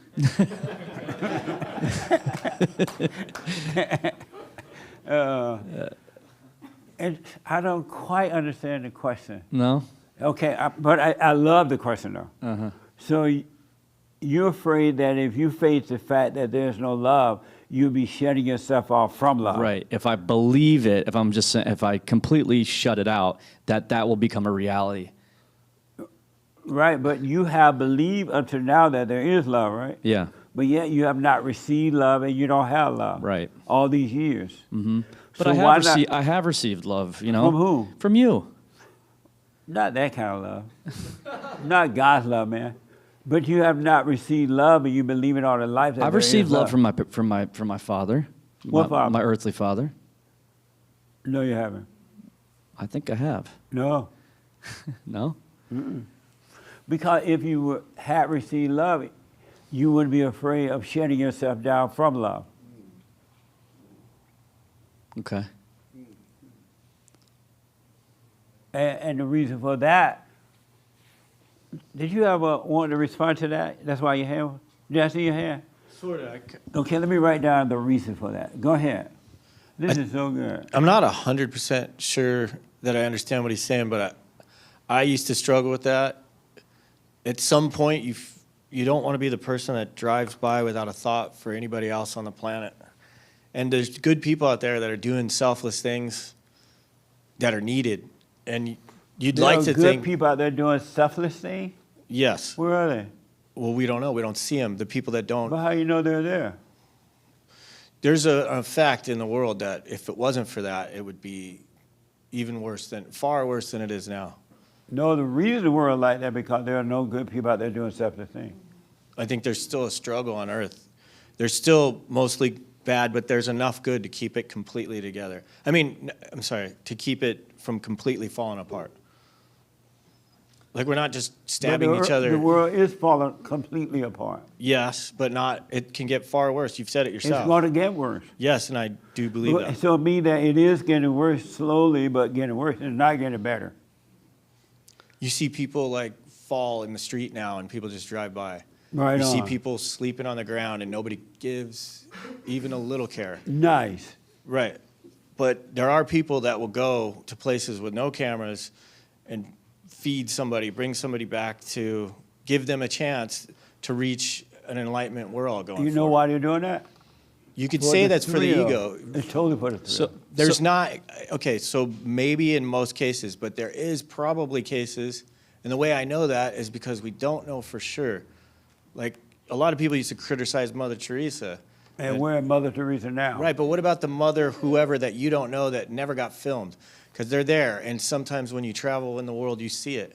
and they're not doing it. They're not letting their right hand know what their left hand's doing. There are still people like that. What about Donald Trump's sacrifice for the country? What is that? That's a good example. Okay, but he's pretty visible, right? And he want nothing back from it. Okay, so we're going to do that. We're going to use him as an example and not the person who's a doctor who could make tons of money and The goes doctor in. give you medication and call the pharmacist and just say, fill it up for the next 20 years, and they don't need to come back to see me. Yeah, but I'm not talking about that doctor. Obviously not. Well, if we're going to use him as an If you're example, trying to then make clearly, the point and you're right, I'm sure somewhere in the world, yes, there are people working on themselves, and they are living, they're doing what God meant for them to do. And to So, tie yeah. to tie that all back together, I thought that's what he's saying. If we completely give up, on what we perceived or what we've been taught love is, which is selfless sacrifice. That's what a lot of Christians, and including myself, I have children. It's not always easy. The mother is, I think, getting paid to make it difficult, sponsored to make it difficult, Yeah. and encouraged. Yeah. And yet I still will sacrifice myself because I know deep down that I don't matter. And if I can give them the chance, then they can reach the point that we're all trying to reach. And what do you sacrifice? I'm sacrificing well, now I'm not sacrificing anything.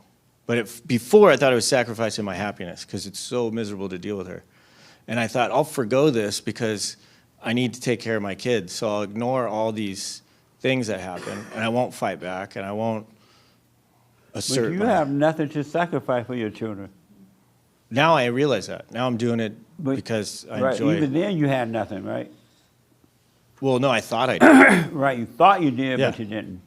For sure. That's what's so great about this concept. Yeah. Because I honestly did.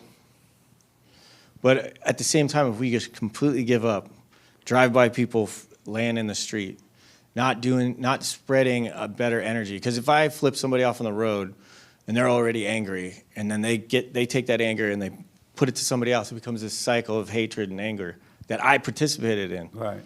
But if instead I just wave, I take my ego out of it. Yeah, you're right, tough guy. Then he calms down. He realizes I don't even care about this guy. I'm just already angry. You don't want to put out you don't want to give up on the love, the strength of the love. Maybe that's what I thought he was saying. So I'm fine with driving by people laying on the street and whatever. I understand. I understand that completely. But what about the man who runs into the hail of bullets and sacrifices himself for in battle? Right. That's not love. No. What is that? A thrill. A thrill? Because now he feels like a patriot. And when he dies, he feels Now like a patriot. He feels like an American soldier. And now he can't wait to come home and they bury him in a box with a flag over it. And then, we to get home and to get a big parade. The same can be said about Trump. Though. But if he did, he get the trophy thing, right? Yeah, but the who box cares? with the He's flag. dead. It's all ego. But wouldn't that be said and about? it's blinding because they put you to war for their ego needs too, by making you feel like a patriot, and somehow or another it's your duty to go Was there and no- fight for was us, there no and sacrifice? we're going to gather the money and the power. Was there no sacrifice with the founders of the country and the people who died for this country? And So what now? Was there no sacrifice and love for people who founded this country and people who died to build it? There was sacrifice, but not the kind of sacrifice you think.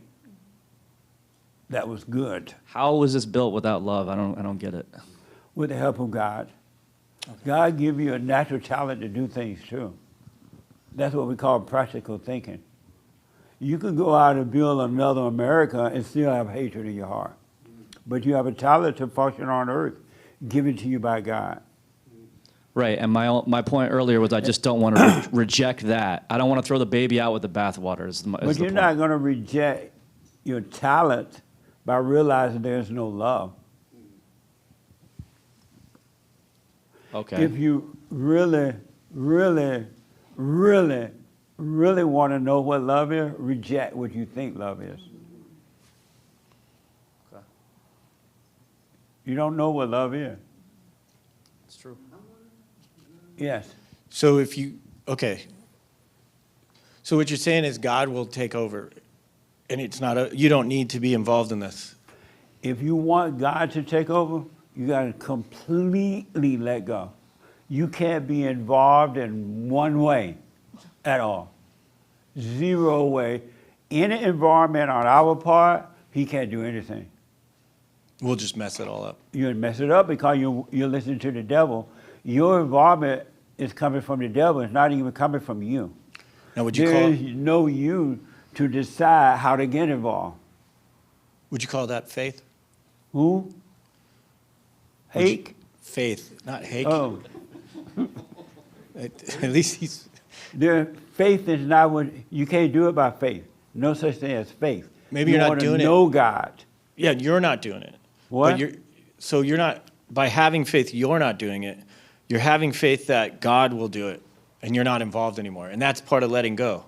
If you knew God, you would not have faith. You would just know your Father. Okay. Because faith means that, I'm believing by faith that my Father's going to do something. And you're expecting a return on your investment. Right. But if you know your Father, you just know your Father, and you're living by your Father's light. You're the image of your Father. You're living by His light.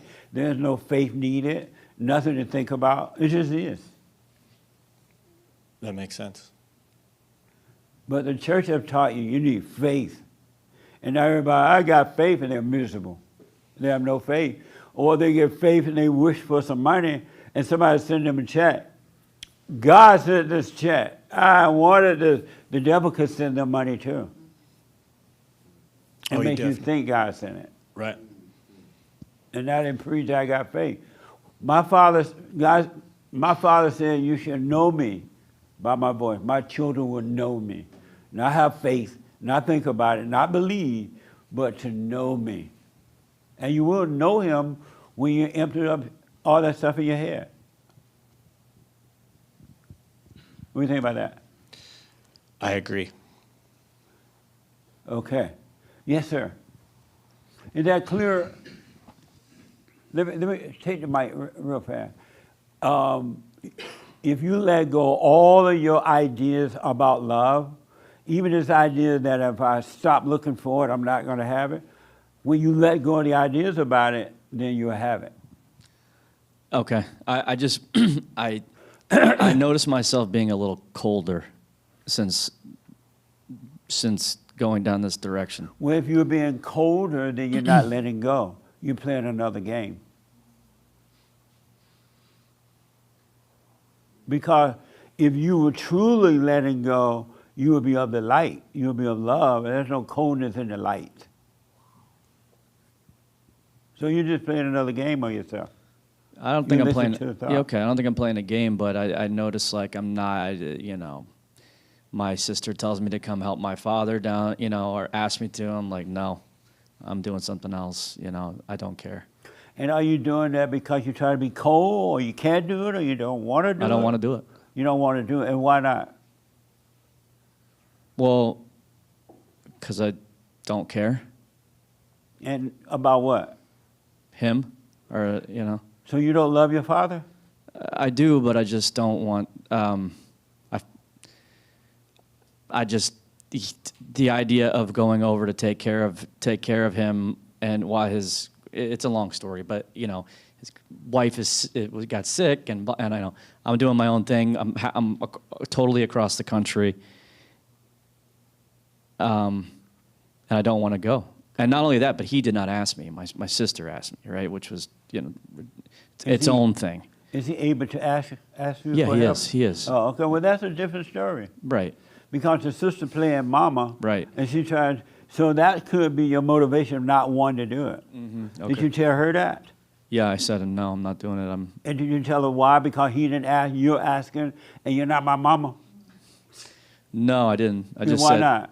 Because I didn't think about it. That was the reason at the time. I just told her, look, if it's an emergency, I'll do it. If not, leave me alone. And so why does that feel cold? Are you mad when she asks you? Yeah, I am. I don't so like that's it. what the coldness you have. That's not love. Right. So you're not overcoming, you're getting deeper into it. You're still getting into thoughts. You have this opinion of your sister. Huh?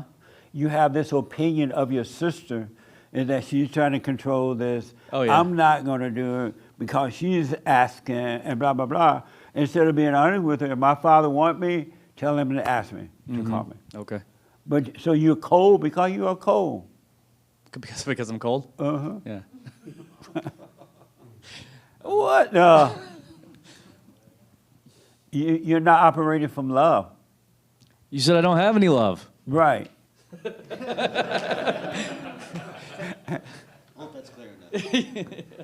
So how am I supposed to operate from love if I don't have any love to give? I'm sorry? How am I supposed to operate from love if I have no Not love to knowing give? that you're not. I know that. Right, but you're calling it cold. You're starting to judge yourself, and so you're adding on identities to you. Now you're calling yourself cold. You call yourself you're still adding on identity. It's enough to just see it, but don't add anything. Like when I asked the question, who do you want to be different, right? And when you ask that question, immediately the thoughts come. I want to be this way or that way, or I don't want to be this way or that way. You get all these thoughts rather than when the question asks, do you want to be different? And you just say yes, then you're fine. But if you said no with follow up a thought, you're back in your thoughts again. And that's what thoughts do. The whole reason for the test today, because I wanted you all to see with every thought, every question came a thought. It was for every question, a thought popped up, and you responded from the thought. And you didn't see that you were responding from thoughts. All your answers came from thoughts. And I wanted you to just see that. It's just thoughts. You got to stop thinking and live, just live, be present, and stop listening to the thoughts. All the thoughts about life, all your thoughts about marriages, all your thoughts about relationships, all your thoughts about anything are just thoughts. And they always coming, but you don't see that they're coming. And that's why the homes are, so that you can see, in this room, all we had was a bunch of thoughts.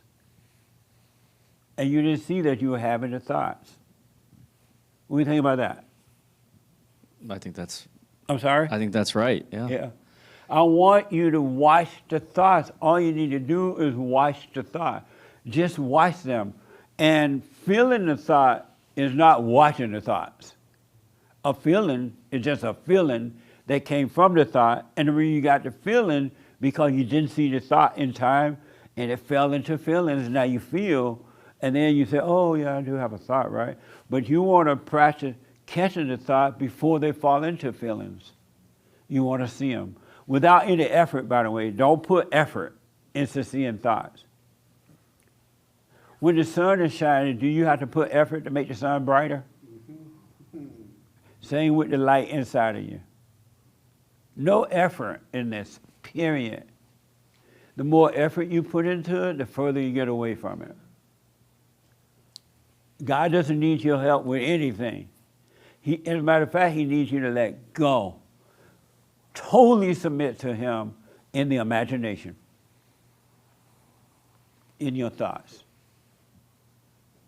I want you to really pay attention to this, how often these thoughts are coming and you're not catching them. The thought about your son, if you let them all go, you'll see perfectly how to deal with him. Really, you'll just see, but you're into thoughts about it. And don't talk to your wife about it, it's gonna get worse. I don't care, I ain't got nothing to do with it. I can't stand that boy. Do you ever say that? Nice. I told him, I said, I'm not dealing with that. That's on you now. And she does that with emotions. She tells you about it with emotion. Have you noticed that? I'm done with it. That's your child. You take care of it. That's emotion. And then if you're not aware of what's going on, you're going to react to her emotions. And now you feel like you got to do more because you overreact. And you're right, you should stay out of it, right? But when you tell him about it, you're reacting with thoughts and emotions. Now he's trying to make sure you're happy too. So he got to do something to make sure you're happy because you know you're unhappy. Am I right? Mess. It's these thoughts. It's the thought. And don't think that if you don't have these thoughts, you're not going to be able to communicate. You're going to communicate perfectly when you let the thoughts go. You're going to be just fine. The Father is with you. The kingdom of heaven is inside of us. And I promise you, there is a kingdom there. And Christ made it possible that we should live from that kingdom. We got to learn to live spiritually, not unconsciously. You got to live spiritually, not religiously, not Catholic, Christian, Allahu Akbar, Baptist, Mormon, not that. You got to live consciously, spiritually. And then when you're living consciously, don't think I'm living spiritually. Because now that you think you're living spiritually, you're unconscious again, and that's not right. It's not the right way. Watch the thought. Yes, sir. I know you've been waiting. Yeah, so I forgot who I am. And I'm wondering if when I truly know who I am, will I no longer be afraid of dropping these thoughts and forgetting everything? When I truly know who I am, will that never be an issue again? Okay, take no thoughts about that. Okay. That's another thought, right? Right. It's enough to know that you don't know who you are. Okay. You forgot who you are. All angry human beings have forgotten their identity. And so take no thought about that, because the moment you start thinking about that, the devil's going to give you a self, a false self, and you're going to think, that's who I am. Okay, that makes sense. Yeah. You got to let go of the thought. God said to bring every thought into captivity. Every thought. And the last thing the devil wants you to do is to bring every thought into captivity. Because when you do, and you will if you stay with it, he loses. I love what you said. Is he's afraid of not believing thought. Who will I be if I don't believe the thought? I'm going to be losing. No, you're not. You're going to win. You're going to win in life. Speaking of life, you're going to win in life when you stop playing the game. When you stop trying to win. When you stop trying to get and be like everybody and have all this and have all that. When you give up what the world have taught you and you stop playing the game, you will be a winner. You will win. When you can get to the point where I have a dinner today, I have my dinner on the table, I have my roof on my house, I'm fine. I'm living under the roof of a home. I have a meal to eat. That's enough for me. But as long as you think I got to prepare for more tomorrow, you're never going to be free. You can't even stop having dinner. You're thinking about tomorrow's breakfast. You're thinking about breakfast already. Or you can have $10 in your pocket, but you're thinking that's not enough. What would happen if? And the moment you question what will happen if, you're worshiping the devil. You turn away from God. You're not trusting God, you're trusting the world, because the world taught you to think about if. You can have $1,000 in your bank account, and then JoJo stand up and said he got $2,000 in his account. He won the lottery. And he hit the lottery, he got $2,000. Every one of you run out to the gas station and get a lottery ticket. Because you think your $1,000 is not enough. What if? $1,000 is not enough, so what if? $1,000 is fine, that's all you need now, right? So you're fine.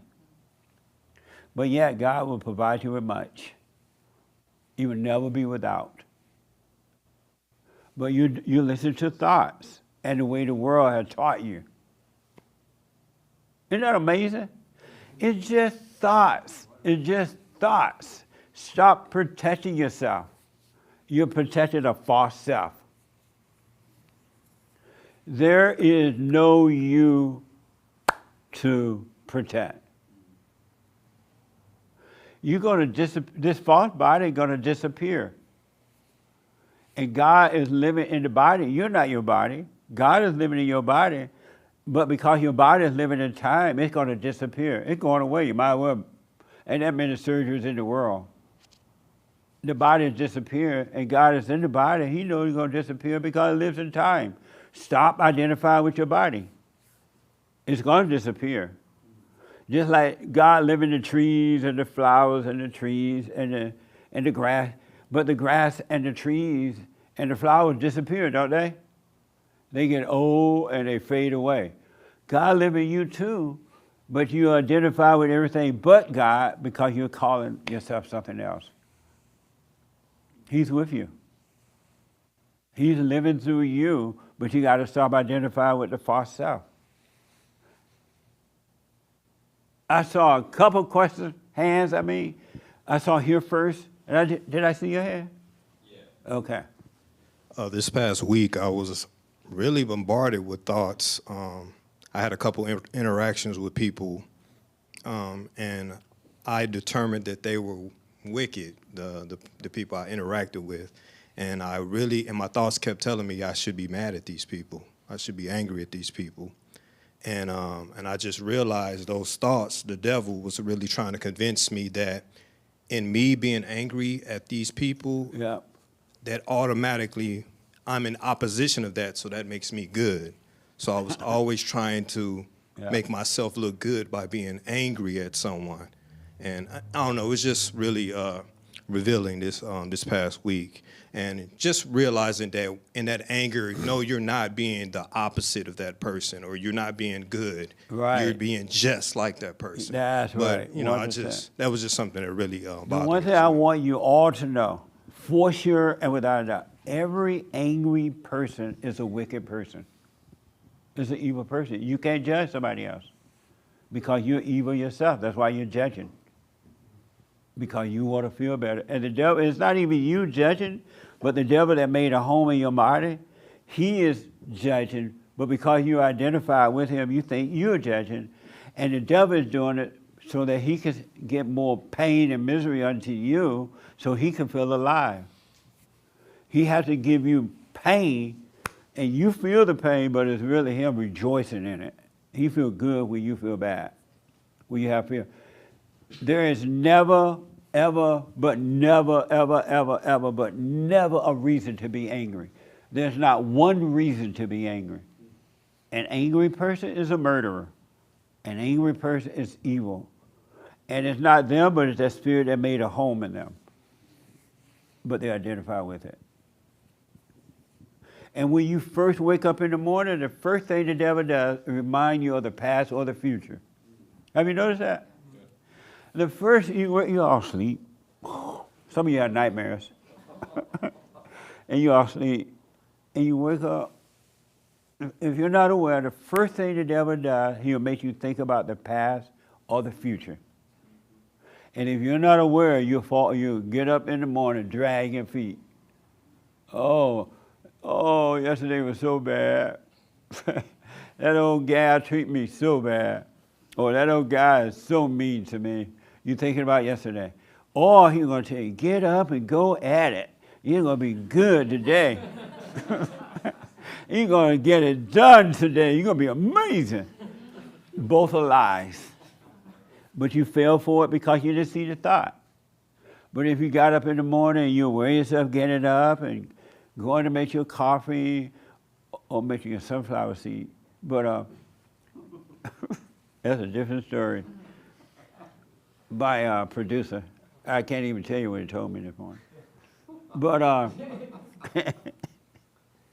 sorry, Derek. But if you got up in the morning and you got up in awareness, the devil would try to come and talk to you, but it'll just pass before it can get into the emotions. It'll be just a thought. It has no meaning. It will have zero meaning. But the moment you open your eye, you say yes to the devil. The devil tell you this or that, you're like, okay, and you creep through the morning in your head. And while you with one thought, he's filling you with another thought, and another thought, and another thought.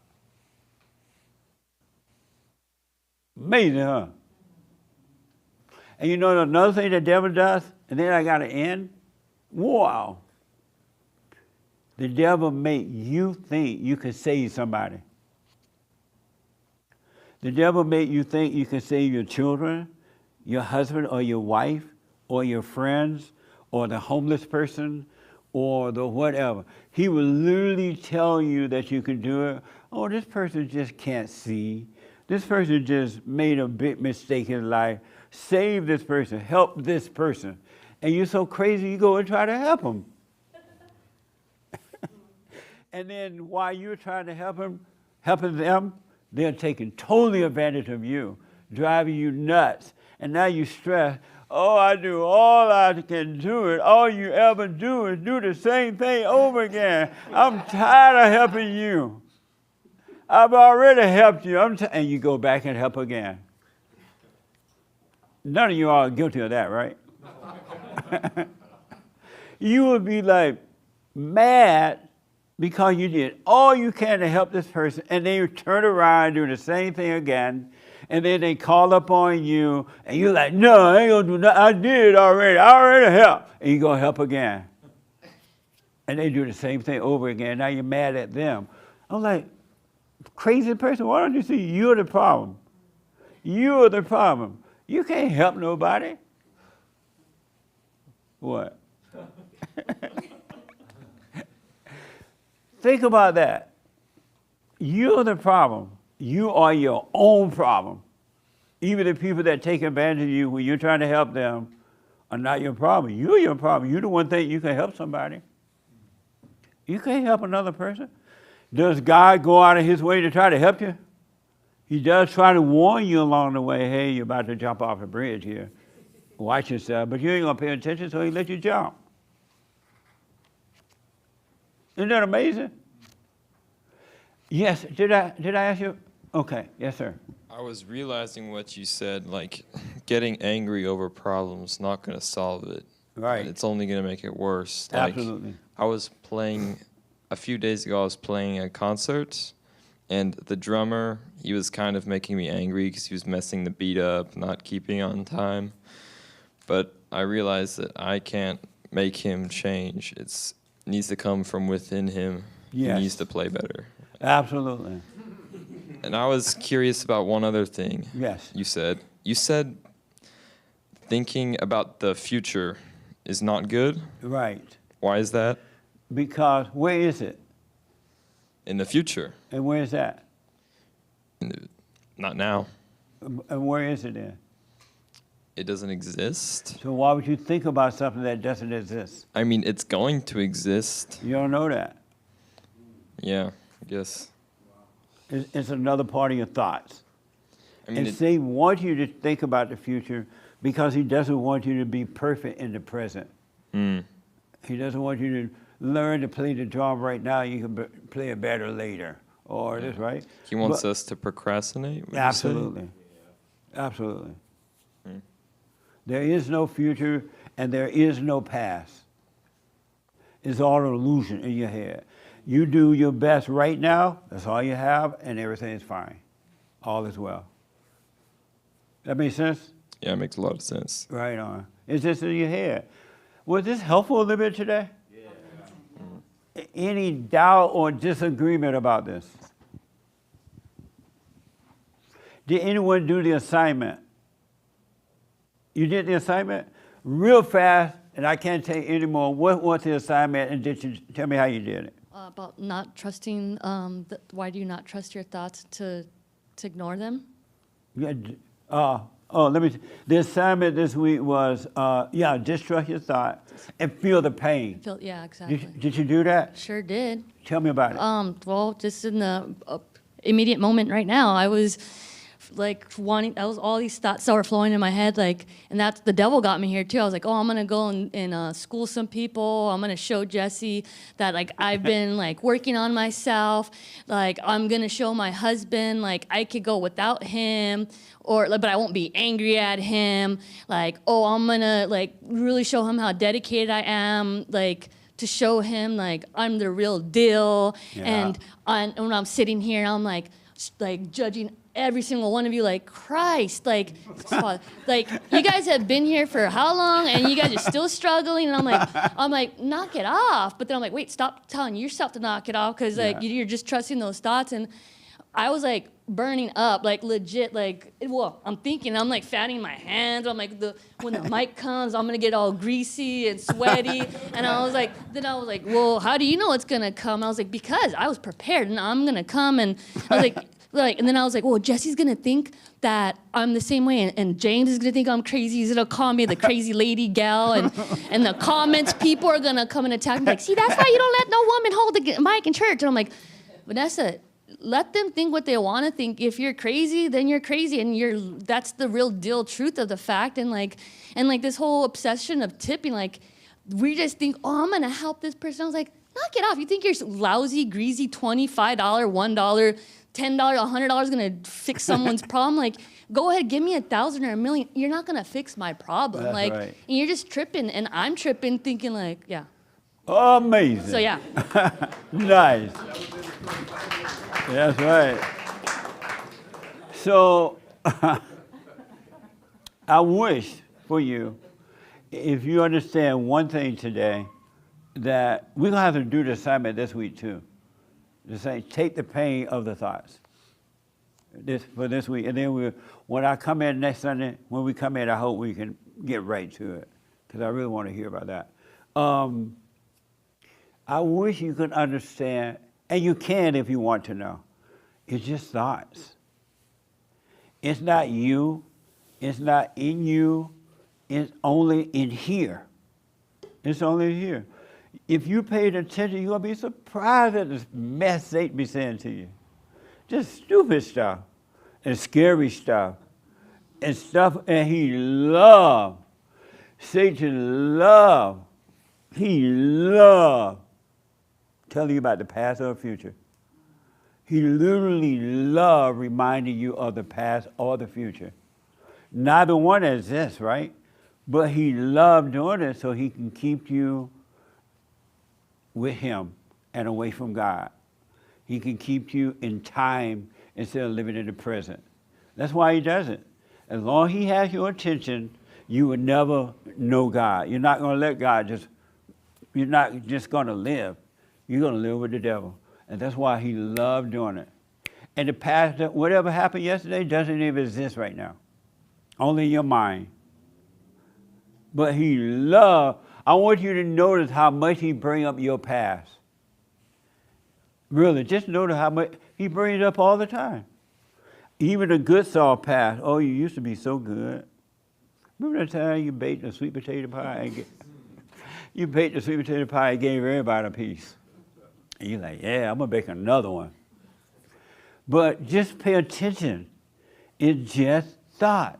You're listening to thoughts. When you're cruel to other people, you're listening to thoughts. When you're nasty and vicious and when you're nice to other people, you listen to thoughts. The thought tell you, oh, be nice. And you do it. Just pay attention, and you're going to see what to do when you live in the present. It's going to be perfect. It really will be perfect. You don't have to wait until you die. You can be perfect right now. And you're not the sins of your body. Your sins is of the heart. The unforgiven heart is an evil heart. That's the sin. Everything else is your nature, which is the nature of the devil, and it dwells in here. You're not that. The Christians told you, you were born a sinner, you're going to die a sinner. They're lying to you. Christ came and made you free. You are not a sinner. You never have been, except for the heart, when you're unwilling to forgive. But if you forgive, it's done. So stop telling yourself, I'm going to die a sinner. I should always be a sinner. You're not your body, man, and you're not the thoughts and devices that come. That's from evil. It's not from you. What do you think about that? Which is I see what you're saying. I'm not tied to my sin. I'm free from my sin eternally in God's eyes. Yeah, God That's don't how see I you. see He it. doesn't see you as a sinner. Right. At all. Right. So if God doesn't see you as a sinner, why you want to live like a sinner? I don't want to live. I don't. Well, stop believing the lie then. Okay. You're free. You're not a sinner nor saint. Even all the stuff you've done, it was never you. It was the thing that made a home in you. Mm-hmm. And it made you do those things. It was never you. Right. Isn't that amazing? You call that the flesh? the flesh. It dwells in Yeah. where the pain dwells in the flesh, right? Right. But the temptation dwells in the mind. Yes. And that's why God said, bring every thought to captivity. And y'all don't know how many thoughts you have yet, really, and the kinds of thoughts you have until you start to die from them. You got some major thoughts, but you don't know unless you die from them. Your emotions is just a thought. Feeling lonely is just a thought. Feeling fear is just a thought. It's just a thought. Without the thought, you can't feel that way. Isn't that amazing? Yes. So stop calling yourself things that you're not. Okay. All right, okay. All right, really, if you want to be free. And let the Christians say that they're sinners. They love it. Don't you just love the thrill of thinking you're a sinner? And that you just can't help it? I'm just a sinner. I got to end right now. Biblical question. Are you one with yourself? Are you one with yourself? Ooh. Are you one with yourself? No, based on what transpired earlier, I don't believe so. Are you one with yourself, Anchor Baby? I'm one with my thoughts. Are you Joel? Joel Friday Black. No. No. And why you say no? I mean, I know myself, but I know I'm not one with what I know about myself. Oh, okay. Yeah. Amazing. Okay. I wanted to comment on that, but I won't. I'm out of time. The women's forum this Thursday. The ladies forum are deep. They really are. I'm not just saying that. So if you can come Thursday, 7 p.m., the ladies forum every third Thursday night of the month. For men, the first Thursday. So ladies, come on down. Listen, folks. God doesn't care about what has happened, what you have done. No matter what, you're a prostitute, slut, slut maker, a slut, even if you're slutting now, or slut making now, God doesn't care because he knows it's not you. Really, you just don't know it. But once I highly recommend, do what you want, drop the anger. And I promise you, if you drop the anger, you can never judge yourself or anyone else, no matter what you run into. You won't be like Colin growing cold. And you think the Lord is doing that. No, what do you think you ain't gonna find no love? Because you drawing cold. You going cold. Going cold. I'm cold, yeah, man. So I'm a you're supposed to be going hot. I'm a cold SOB. Yeah, what the? But anyway, drop your anger. Drop the anger. There's no reason to be angry. Zero reason to be angry. I don't care if your wife took your children or your husband took your children, your husband, wife cheated on you, your dog, the African people eat the dogs. I don't give a The Haitian people eat the dogs and don't eat the ducks. The ducks are put in a pond in the park for white people. You know how white people like to make a first-class life, right? So they build a beautiful park, and I hear that park is beautiful. And in that park, they put a beautiful pond. And in that beautiful pond, they throw ducks in there. And they like walking by, seeing the ducks. Yeah. Throw them a piece of bread. Oh, honey, that duck's so cute. Come here, duck.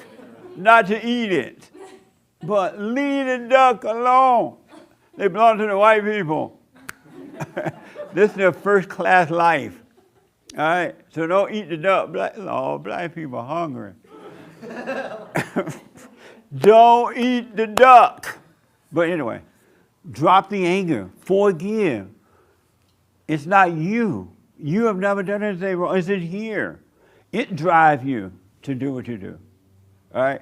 Drop the anger. Do the silent prayer, www.silentprayer, www. Silentprayer.video. What? www.silentprayer.video. Do the prayer. I'm telling you, stay with it. Stay with, and wisdom will come. God loves us, and He's not holding anything against you.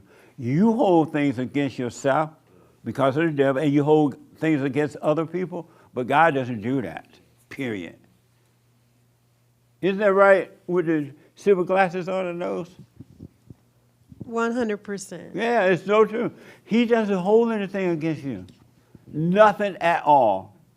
He doesn't see you as a sinner or a saint. You see it that way because you've been trained to think that way, and the devil tell you that, now you're judging yourself. They're not you. You're not even judging the real self. You're judging the false self.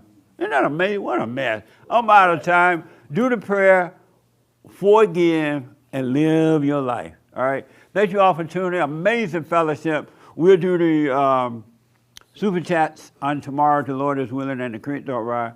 But let the anger go. Just let the anger go. Drop it. What the? And you can drop it right now. It's up to you. Bye, y'all. See you Thursday night, ladies.